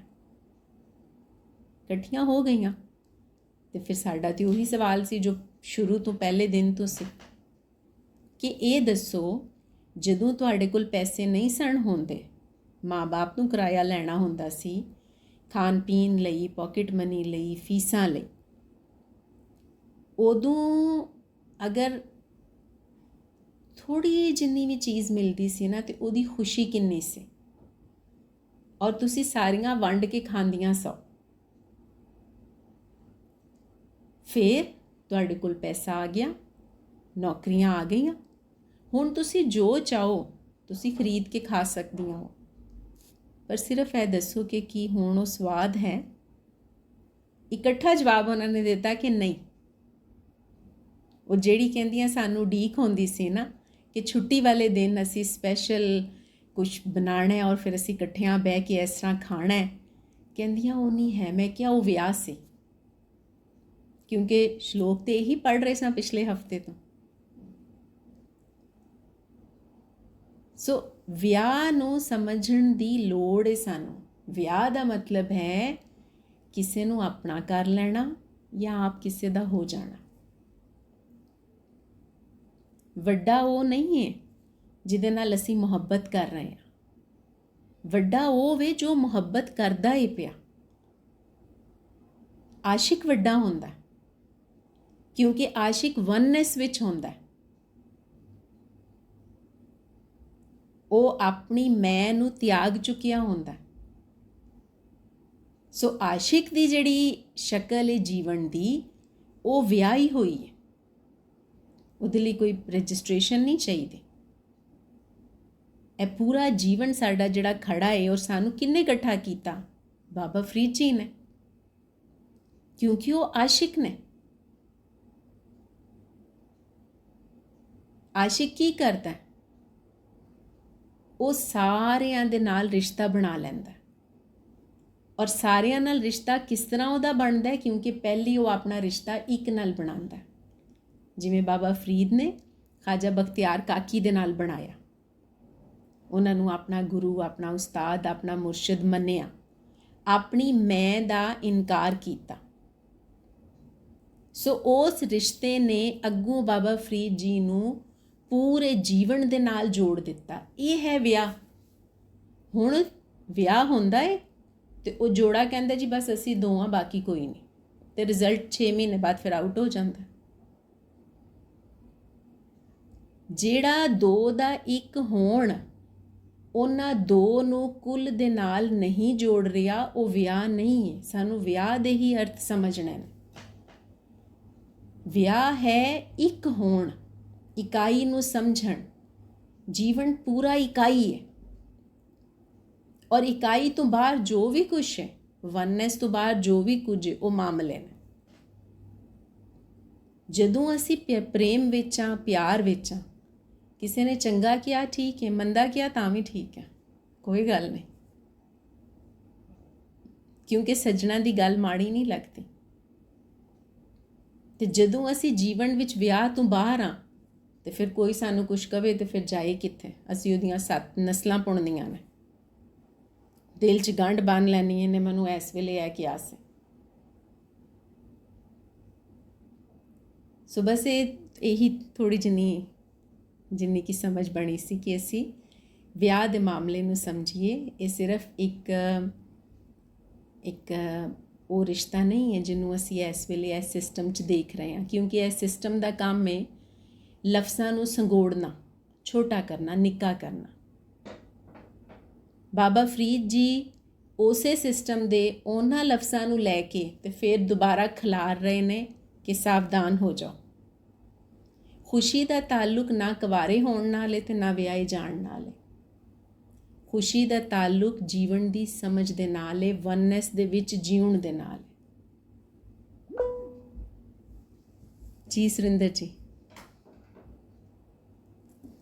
ਫਿਰ ਇਹ ਜਿਹੜੀ ਫਰੇਜ਼ ਹੁੰਦੀ ਹੈ ਵਿਆਹੀ ਤਾਂ ਮਾਮਲੇ, ਜੇ ਵਿਆਹੀ ਵਨਨੈਸ ਵਿੱਚ ਹੈ ਫਿਰ ਮਾਮਲੇ ਕਾਹਦੇ? ਹਾਂਜੀ, ਤੇ ਵਿਆਹੀ ਹੋਵੇ ਤੇ ਮਾਮਲੇ ਨਾ ਹੋਣ। ਅੱਛਾ, ਵਿਆਹੀ ਹੀ ਤਾਂ ਨਹੀਂ ਗਈ। ਲਾਈਕ ਅਸੀਂ ਸਮਝਦੇ ਹਾਂ ਕਿ ਅੱਛਾ ਸਾਡੀ ਇੱਕ ਸੋਚ ਹੈ ਕਿ ਜਿਸ ਤਰ੍ਹਾਂ ਆਮ ਸਟੂਡੈਂਟ ਸਾਡੇ ਕੋਲ ਆਉਂਦੇ ਨੇ ਤੇ ਉਹਨਾਂ ਨੂੰ ਲੱਗਦਾ ਹੈ ਕਿ ਇਹ ਤਾਂ ਬੜੀ ਤੇ ਆਈਡੀਅਲ ਲਾਈਫ ਹੈ ਮੈਮ ਦੀ, ਤੇ ਆਰਾਮ ਨਾਲ ਆਏ, ਕਲਾਸ ਪੜ੍ਹਾਈ, ਚਲੇ ਗਏ, ਗੱਡੀ ਚਲਾਈ, ਵਧੀਆ ਕੱਪੜੇ ਪਾਏ। ਉਹਦੇ ਪਿੱਛੇ ਜੋ ਸਟਰਗਲ ਹੈ ਉਹ ਬੱਚਾ ਕੋਈ ਨਹੀਂ ਦੇਖਦਾ। ਫਿਰ ਉਹ ਪੁੱਛਦੇ ਨੇ ਕਿ ਅੱਛਾ ਸਾਡੀ ਜੌਬ ਹੋ ਜਾਏ, ਤੇ ਮੈਂ ਉਹਨਾਂ ਨੂੰ ਕਹਿੰਦੀ ਹਾਂ ਕਿ ਇਹ ਜਿਹੜੀ ਸਟੂਡੈਂਟ ਲਾਈਫ ਹੈ ਨਾ, ਇਹਦੇ 'ਚ ਖੁਸ਼ ਰਹੋ। ਜੌਬ ਹੋ ਜਾਏਗੀ, ਪੜ੍ਹੀ ਚੱਲੋ, ਜੌਬ ਵੀ ਹੋਵੇਗੀ, ਪਰ ਜਦੋਂ ਜੌਬ ਹੋਵੇਗੀ ਉਦੋਂ ਕੁਝ ਹੋਰ ਹੋਵੇਗਾ। ਪੜ੍ਹ ਲੈਂਦੀਆਂ ਨੇ, ਫਿਰ ਉਹਦੇ ਬਾਅਦ ਜੌਬ ਹੋ ਜਾਂਦੀ ਹੈ। ਲੋ ਜਿਸ ਤਰ੍ਹਾਂ ਹੀ ਜੌਬ ਹੋਈ ਬਸ ਮਹੀਨਾ 2 ਲੰਘਦਾ ਤੇ ਫਿਰ ਆ ਕੇ ਸਿਰ ਫੜ ਕੇ ਬੈਠ ਜਾਂਦੇ ਨੇ ਬੱਚੇ। ਹੈਲੋ ਪਾਪ ਜੀ। ਹਾਂ, ਸਤਿ ਸ਼੍ਰੀ ਅਕਾਲ। ਠੀਕ ਹੈ ਪਾਪ ਜੀ, ਮੈਂ ਤੁਹਾਨੂੰ 1 ਮਿੰਟ। ਤੇ ਫਿਰ ਉਹ ਬੈਠ ਕੇ ਕੀ ਗੱਲ ਕਰ ਰਹੇ ਹੁੰਦੇ ਨੇ ਕਿ ਇਹ ਡਿਊਟੀ ਹੈ, ਇੰਨੇ ਵਜੇ ਜਾਣਾ ਪੈਂਦਾ, ਇਹ ਕੰਮ ਕਰਨਾ ਪੈਂਦਾ, ਉਹ ਕੰਮ ਕਰਨਾ ਪੈਂਦਾ। ਫਿਰ ਸਾਡਾ ਸਵਾਲ ਇਹ ਹੁੰਦਾ ਕਿ ਉਹ ਜੋ ਦੂਰੋਂ ਤੁਹਾਨੂੰ ਲਿਸ਼ਕ ਦਿਸਦੀ ਸੀ ਪਈ, ਹੁਣ ਸਮਝ ਆਈ ਹੈ? ਉਹ ਨੌਕਰੀ ਹੋਵੇ, ਸਾਨੂੰ ਕੋਈ ਚੀਜ਼, ਬਾਜ਼ਾਰ ਕੋਈ ਨਵੀਂ ਚੀਜ਼ ਆਈ ਹੈ, ਕੱਪੜੇ ਲੈ ਲਓ, ਅਸੀਂ ਬੀਬੀਆਂ ਵਾਂ ਬੜਾ ਕਰੇਜ਼ ਹੁੰਦਾ ਹੈ, ਤੇ ਬਸ ਉਹ ਵਾਲਾ ਸੂਟ ਤੇ ਮੈਂ ਲੈਣਾ ਹੀ ਲੈਣਾ, ਅਸੀਂ ਲੈ ਆਉਂਦੇ ਹਾਂ। ਲਿਆ ਕੇ ਜਿੰਨੀ ਦੇਰ ਤੱਕ ਉਹ ਸੀਤਾ ਨਹੀਂ ਗਿਆ ਔਰ ਮੈਂ ਪਾਇਆ ਨਹੀਂ, ਉਦੋਂ ਤੱਕ ਤੇ ਬਸ ਨੀਂਦਰਾਂ ਹਰਾਮ ਨੇ ਕਿ ਕਦੋਂ ਸੀਤਾ ਜਾਏ ਤੇ ਮੈਂ ਪਾਵਾਂ। ਪਾ ਲਿਆ, ਬਸ ਉਹ ਇੱਕ ਵਾਰੀ ਪਾਇਆ ਹੀ ਹੈ, ਉਹਦੇ ਬਾਅਦ ਉਹਦੀ ਕੋਈ ਵਕਤ ਵੈਲਿਊ ਰਹਿੰਦੀ ਹੈ? ਖੁਸ਼ੀ ਦਾ ਤਾਲੁਕ ਚੀਜ਼ਾਂ ਨਾਲ ਨਹੀਂ ਹੈ, ਖੁਸ਼ੀ ਦਾ ਤਾਲੁਕ ਸਮਝ ਦੇ ਨਾਲ ਹੈ। ਇਹ ਮਾਮਲੇ ਨੇ ਜਿਹੜੇ, ਇਹ ਅਗਰ ਮਾਮਲਾ ਟੈਕਸ ਹੈ ਤੇ ਫਿਰ ਇਹਦੀ ਬਿਲਕੁਲ ਕਹਾਣੀ ਬਦਲ ਜਾਂਦੀ ਹੈ। ਜਿਸ ਤਰ੍ਹਾਂ ਸਾਨੂੰ ਸ਼ੁਰੂ ਦੇ ਵਿੱਚ ਸਵਰਨੀ ਜੀ ਨੇ ਬੜੇ ਸੋਹਣੇ ਅਰਥ ਦੱਸੇ ਨੇ ਕਿ ਕੁਵਾਰੀ ਉਹ ਵਾਲੀ ਧਰਤੀ ਹੈ ਜਿਹਦੇ ਤੇ ਆਪ ਉਗਾਸ ਹੋਈ ਹੈ, ਜੇ ਕਿਸੇ ਨੇ ਵਾਹੀ ਨਹੀਂ ਹੈ, ਠੀਕ ਹੈ। ਤੇ ਜਦੋਂ ਕਿਸੇ ਨੇ ਵਾਹੀ ਕੀਤੀ ਉਹਦੇ ਉੱਤੇ ਤੇ ਫਿਰ ਉਹਨੂੰ ਟੈਕਸ ਭਰਨਾ ਪਿਆ, ਠੀਕ ਹੈ। ਤੇ ਹੁਣ ਇਹੋ ਪਛਤਾਓ ਵਤ ਕੁਵਾਰੀ ਨਾ ਥੀਏ, ਹੁਣ ਤੇ ਕਿਸੇ ਦੀ ਮਲਕੀਅਤ ਹੋ ਗਈ, ਕਿਸੇ ਦੇ ਨਾਵੇਂ ਲੱਗ ਗਈ, ਕਿਸੇ ਦੇ ਕੰਟਰੋਲ ਵਿੱਚ ਆ ਗਈ। ਉਹਦੇ ਤੋਂ ਹੁਣ ਜੋ ਉਪਜ ਹੋ ਰਹੀ ਹੈ ਔਰ ਜੋ ਟੈਕਸ ਭਰਨਾ ਪੈ ਰਿਹਾ ਹੈ, ਉਹੀ ਸ਼ੱਕਰ ਹੈ ਜਿਹੜੀ ਉਹਨੂੰ ਵਿਸ ਬਣਾ ਰਿਹਾ। ਸੋ ਦੋਨੋਂ ਮਾਨੇ ਇਹਦੇ ਵਿੱਚ ਅਸੀਂ ਪੜ੍ਹ ਸਕਦੇ ਹਾਂ। ਹੁਣ ਅਸੀਂ ਜਦੋਂ ਥੋੜ੍ਹਾ ਕਮਾਉਂਦੇ ਹਾਂ ਤਾਂ ਠੀਕ ਹੈ, ਅਤੇ ਜਦੋਂ ਅਸੀਂ ਬਹੁਤਾ ਕਮਾਉਂਦੇ ਹਾਂ ਟੈਕਸ ਬਹੁਤਾ ਭਰਨਾ ਪੈਂਦਾ। ਸੋ ਪਿਛਲੇ ਦਿਨੋਂ ਸੰਗਤ ਨੇ ਹੀ ਦੱਸਿਆ ਕਿ ਕਿਸ ਤਰ੍ਹਾਂ ਟੈਕਸ ਵਧੇ ਨੇ ਅਤੇ ਲੋਕਾਂ ਨੇ ਰਾਤੋਂ ਰਾਤ ਆਪਣਾ ਸਾਰਾ ਕੁਛ ਸ਼ਿਫਟ ਕੀਤਾ ਹੈ ਜਿੱਥੇ ਟੈਕਸ ਨਹੀਂ ਹੈ। ਉੱਥੇ ਕੀ ਹੋਇਆ, ਉੱਥੇ ਹੁਣ ਤਬਾਹੀ ਲੱਥ ਗਈ। ਜਾਂ ਕੁਆਰੀ ਤਾਂ ਚਾਹੋ, ਵਿਵਾਹੀ ਤਾਂ ਮਾਮਲੇ। ਉਹਨੇ ਕਿ ਸਾਡਾ ਧਨ ਮਾਲ ਹੈ ਜਿਹੜਾ ਇਹ ਡਬਲ ਟ੍ਰਿਪਲ ਹੋ ਜਾਣਾ, ਇਹਨੂੰ ਸਾਂਭੋ। ਸਾਂਭ ਲਿਆ, ਵਿਆਹੀ ਤਾਂ ਮਾਮਲੇ, ਹੋਰ ਕਹਾਣੀ ਬਣ ਗਈ। ਸੋ ਵਿਆਹ ਦੀ ਰਮਜ਼ ਨੂੰ ਖੋਲ੍ਹ ਕੇ ਦੇਖੋ ਅਤੇ ਇਹਦੇ ਵਿੱਚੋਂ ਅਜੇ ਤੇ ਹੋਰ ਬੜੇ ਅਰਥ ਨਿਕਲ ਆਉਣੇ। ਬਾਕੀ ਕੋਈ ਸਵਾਲ ਹੋਵੇ ਤੇ ਪਲੀਜ਼ ਜ਼ਰੂਰ ਕਰੋ। ਥੋੜਾ ਲੇਟ ਹੋ ਗਿਆ ਅੱਜ, ਸੁਬਹ ਸਾਡੀ ਲਾਈਟ ਚਲੀ ਗਈ ਨਾ ਜਦੋਂ, ਉਹਦੀ ਵਜ੍ਹਾ ਤੋਂ।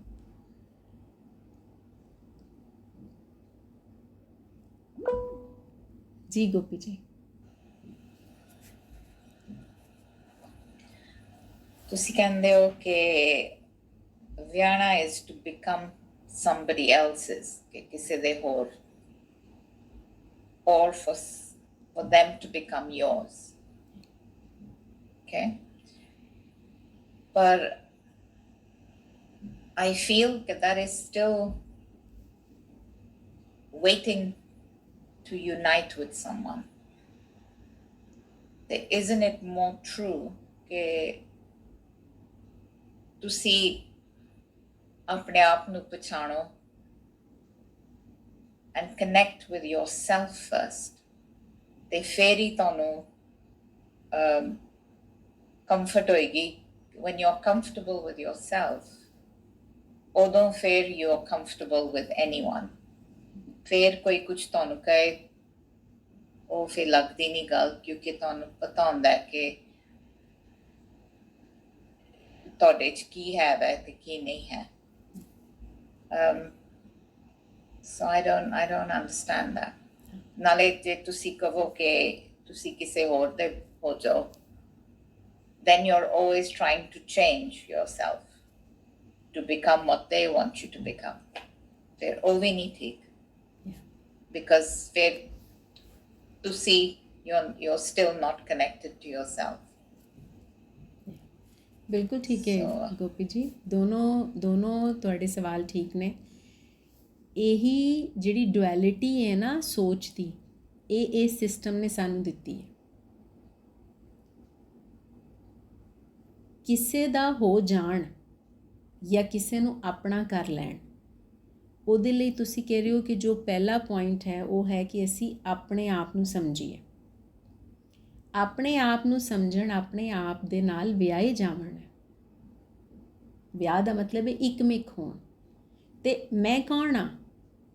ਮੇਰੇ ਅੰਦਰ ਤੇ ਉਹੀ ਤੱਤ ਹੈ ਨਾ ਜੋ ਤੁਹਾਡੇ ਅੰਦਰ ਹੈ। ਹੁਣ ਮੈਂ ਅਗਰ ਆਪਣੇ ਆਪ ਨੂੰ ਸਮਝਣਾ ਹੈ ਅਤੇ ਫਿਰ ਤਾਂ ਮੈਂ ਖੂਹ ਦਾ ਡੱਡੂ ਹਾਂ। ਉੱਥੇ ਤਾਂ ਮੈਂ ਸਮਝਾਂਗੀ ਮੈਂ ਤਾਂ ਇਕੱਲੀ, ਅਤੇ ਮੈਂ ਤਾਂ ਬਹੁਤ ਵਧੀਆ ਵਾਂ, ਮੇਰੇ ਜਿਹਾ ਤਾਂ ਬੰਦਾ ਹੀ ਕੋਈ ਨਹੀਂ। ਮੈਨੂੰ ਆਪਣੇ ਆਪ ਨੂੰ ਸਮਝਣ ਲਈ ਵੀ ਆਪਣੇ ਵਰਗੇ ਜੀਆਂ ਦੀ ਲੋੜ ਹੈ। ਅਸੀਂ ਸੰਗਤ ਵਿੱਚ ਆਏ, ਅਸੀਂ ਸੰਗਤ 'ਚ ਬੈਠੇ। ਹੁਣ ਮੈਂ ਬੜਾ ਸਮਝ ਰਹੀ ਸੀ, ਜੋ ਮਤਲਬ ਮੈਨੂੰ ਪਤਾ ਉਹ ਤਾਂ ਕਿਸੇ ਨੂੰ ਵੀ ਨਹੀਂ ਪਤਾ। ਹੁਣ ਜਦੋਂ ਮੈਂ ਸਾਰਿਆਂ ਦੇ ਸੁਣੇ ਤਾਂ ਮੈਨੂੰ ਪਤਾ ਲੱਗਾ ਬਈ ਹੌਲੀ ਸਾਹ ਲਓ, ਸਾਰਿਆਂ ਨੂੰ ਪਤਾ ਨੇ। ਤੂੰ ਕੋਈ ਵੱਖਰੀ ਨਹੀਂ ਅਸਮਾਨ ਤੋਂ ਲੱਥੀ ਕਿ ਤੈਨੂੰ ਬਹੁਤੇ ਪਤਾ ਨੇ। ਸੋ ਮੈਨੂੰ ਆਪਣੀ ਸਮਝ ਆਈ। ਆਪਣੀ ਸਮਝ ਲਈ ਵੀ ਮੈਨੂੰ ਮੇਰੇ ਵਰਗੇ ਇਨਸਾਨਾਂ ਦੇ ਨਾਲ ਮਿਲਣ ਦੀ ਲੋੜ ਹੈ, ਸੰਗਤ ਵਿੱਚ ਬੈਠਣ ਦੀ ਲੋੜ ਹੈ, ਤਾਂ ਹੀ ਮੈਨੂੰ ਆਪਣੀ ਵੀ ਸਮਝ ਆਏਗੀ। ਹੁਣ ਜਿਹੜਾ ਦੂਜਾ ਸਵਾਲ ਹੈ ਕਿ ਆਪ ਕਿਸੇ ਦਾ ਹੋ ਜਾਵਣ, ਕਿਹਦਾ ਹੋ ਜਾਵਣ? ਪਹਿਲੇ ਇਹ ਵੀ ਤਾਂ ਲੱਭਣਾ ਹੈ। ਜਿਹਨੇ ਗਿਰਗਿਟ ਦੀ ਤਰ੍ਹਾਂ ਰੰਗ ਬਦਲੀ ਜਾਣੇ ਨੇ, ਜਿਹਨੇ ਰੋਜ਼ ਨਵਾਂ ਇੱਕ ਥੀਏਟਰ ਲਾਈ ਜਾਣਾ ਹੈ, ਉਹਦਾ ਹੋਣ ਦਾ ਤਾਂ ਫਾਇਦਾ ਹੀ ਕੋਈ ਨਹੀਂ। ਉਹ ਤਾਂ ਕੈਪੀਟਲਿਜ਼ਮ ਹੈ ਸਾਰਾ। ਉਹਦਾ ਹੋਵਣ ਜਿਹੜਾ ਧੁਰੋਂ ਇੱਕ ਹੈ ਔਰ ਜਿਹਨੇ ਹਮੇਸ਼ਾ ਇੱਕੋ ਹੀ ਰਹਿਣਾ, ਜਿਹਨੇ ਰੂਪ ਨਹੀਂ ਵਟਾਣਾ। ਸਾਨੂੰ ਇਹ ਸੋਚਣਾ ਕਿ ਮੈਂ ਕਿਹਦਾ ਹੋਣਾ ਹੈ। ਬੁੱਲੇ ਸ਼ਾਹ ਕਹਿੰਦੇ ਨੇ, ਆਸ਼ਿਕ ਹੋਈਉ ਰੱਬ ਦਾ, ਮਲਾਮਤ ਹੋਈ ਲੱਖ। ਤੈਨੂੰ ਕਾਫਰ ਕਾਫਰ ਆਖ ਦੇ ਤੂੰ ਆਹੋ ਆਹੋ ਆਖ। ਰੱਬ ਦਾ ਆਸ਼ਿਕ ਹੋਇਆ ਤੂੰ, ਤੇ ਰੱਬ ਦਾ ਆਸ਼ਿਕ ਹੋ ਕੇ ਬੁੱਲੇ ਸ਼ਾਹ ਨੇ ਕੀ ਕੀਤਾ?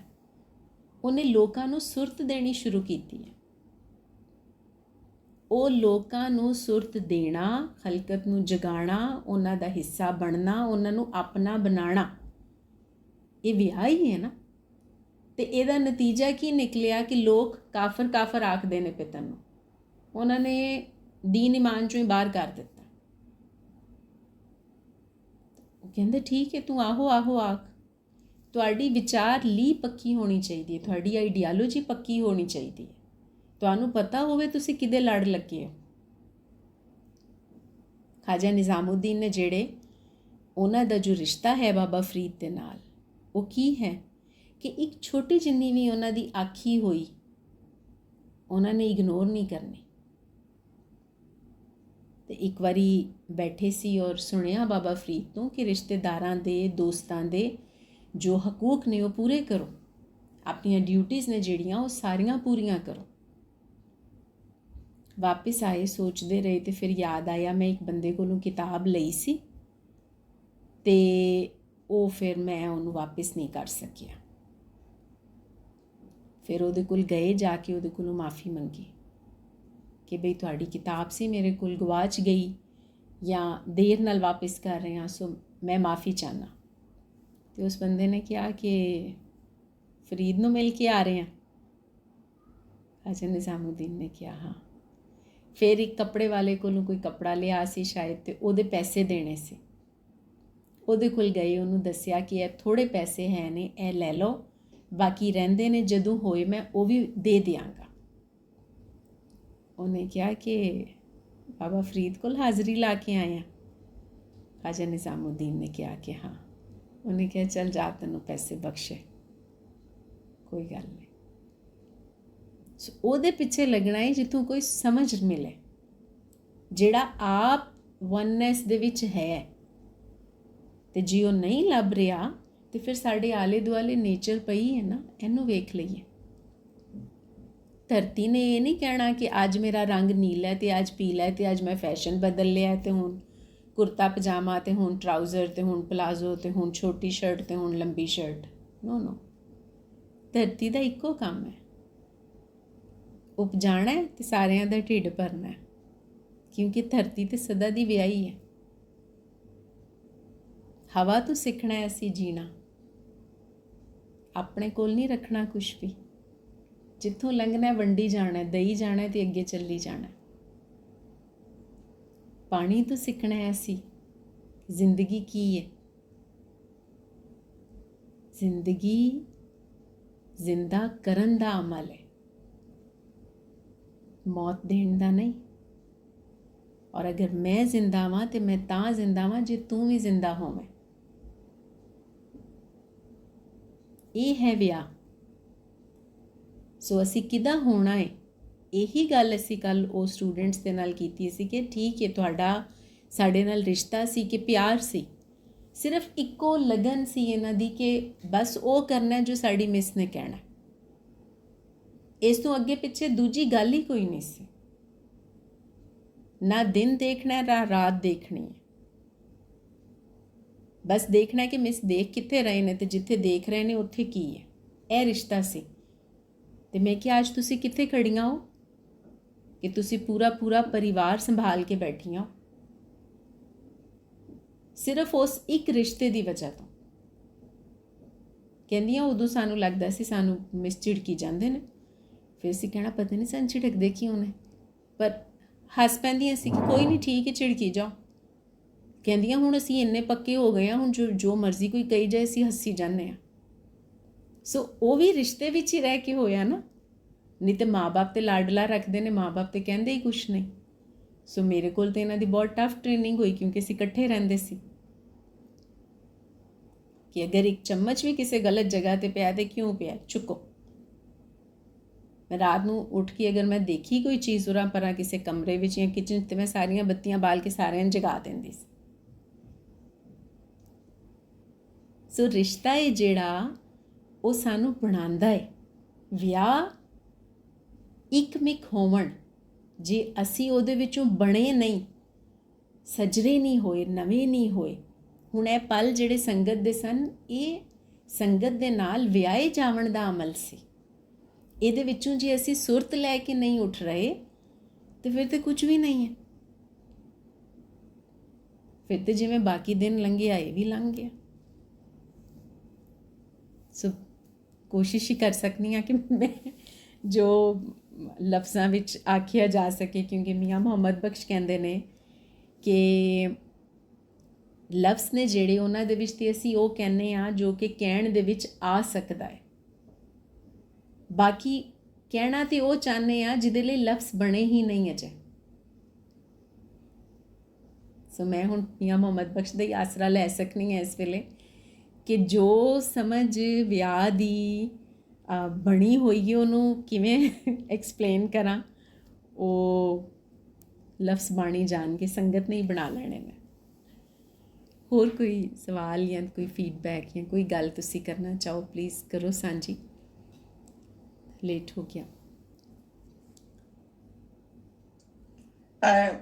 ਅਸਮਾ ਜੀ, ਮੈਂ ਦੇਖਦੀ ਹਾਂ ਕਿ ਹਰ ਇੱਕ ਜਿਹੜੀ ਵੀ ਅਸੀਂ ਸ਼ਲੋਕ ਪੜ੍ਹਦੇ ਆ ਤੇ ਉਹਦੇ ਵਿੱਚ ਨਾ ਹਉਮੈ ਦਾ ਜ਼ਿਕਰ ਜ਼ਰੂਰ ਆਉਂਦਾ ਹੈ, ਕਿਉਂਕਿ ਇਹੀ ਹੈ ਵੱਡੀ ਬਲਾ ਜਿਹੜੀ ਸਾਨੂੰ ਨੇਕੀ ਤੋਂ ਰੋਕਦੀ ਹੈ ਨਾ। ਤੇ ਮੇਰੇ ਮਨ ਵਿੱਚ 4 ਲਾਈਨਾਂ ਆਈਆਂ ਸੀ ਜਿਹੜੀਆਂ ਮੈਂ ਲਿਖੀਆਂ ਨੇ। 2 ਮਿੰਟ ਲੱਗਣੇ ਆ, ਮੈਂ ਪੜ੍ਹ ਕੇ ਸੁਣਾਉਣੀ ਹੈ। ਜ਼ਰੂਰ ਜ਼ਰੂਰ ਸੁਣਾਓ ਜੀ।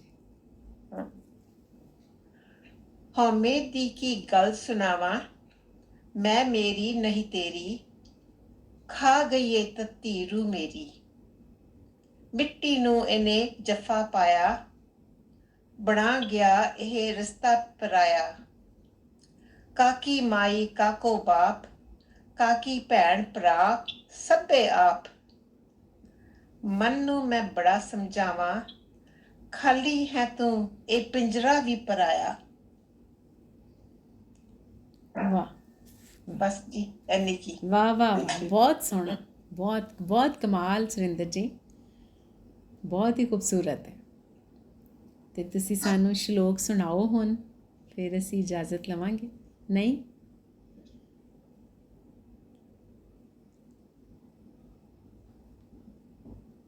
ਇਹ ਸ਼ਲੋਕ ਨਾ ਇਹਦੇ ਵਾਸਤੇ ਟਿਊਨ ਬੜੀ ਔਖੀ ਹੈ ਬਣਾਉਣੀ।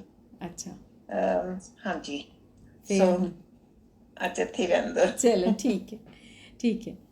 बहुत शुक्रिया जी, बहुत मेहरबानी और बड़ी माजरत के लेट हो गया। जी, हम अगली बारी कोशिश करनी घंटे के अंदर ख़त्म करन दी। ठीक है जी, मिलने हैं ਅਸਮਾ ਜੀ, ਮੈਂ ਇੱਕ ਸ਼ਬਦ ਪੜ੍ਹ ਸਕਦੀ ਜੀ ਜੀ ਜ਼ਰੂਰ ਤੁਸੀਂ ਜਿਹੜਾ ਕਹਿ ਰਹੇ ਸੀ ਆਪਣੇ ਆਪ ਨੂੰ ਪਛਾਣੋ। ਜੀ ਜੀ ਜ਼ਰੂਰ ਜ਼ਰੂਰ। ਕਹਿੰਦੇ ਬਾਬਾ ਜੀ ਕਹਿੰਦੇ ਕਿ ਮਤਲਬ ਗੁਰੂ ਨਾਨਕ ਦੇਵ ਜੀ ਦਾ ਕਹਿੰਦੇ, ਮਨ ਤੂੰ ਜੋਤ ਸਰੂਪ ਹੈ, ਆਪਣਾ ਮੂਲ ਪਛਾਣ। बस यही यही है, जोत स्वरूप है, अपना मूल पछाण। मूल नाल विआए जाओ, मूल नाल इश्क करो, आशिक होवो। ओके जी, बहुत शुक्रिया जी, रब रखा। बहुत शुक्रिया, रब रखा। शुक्राना।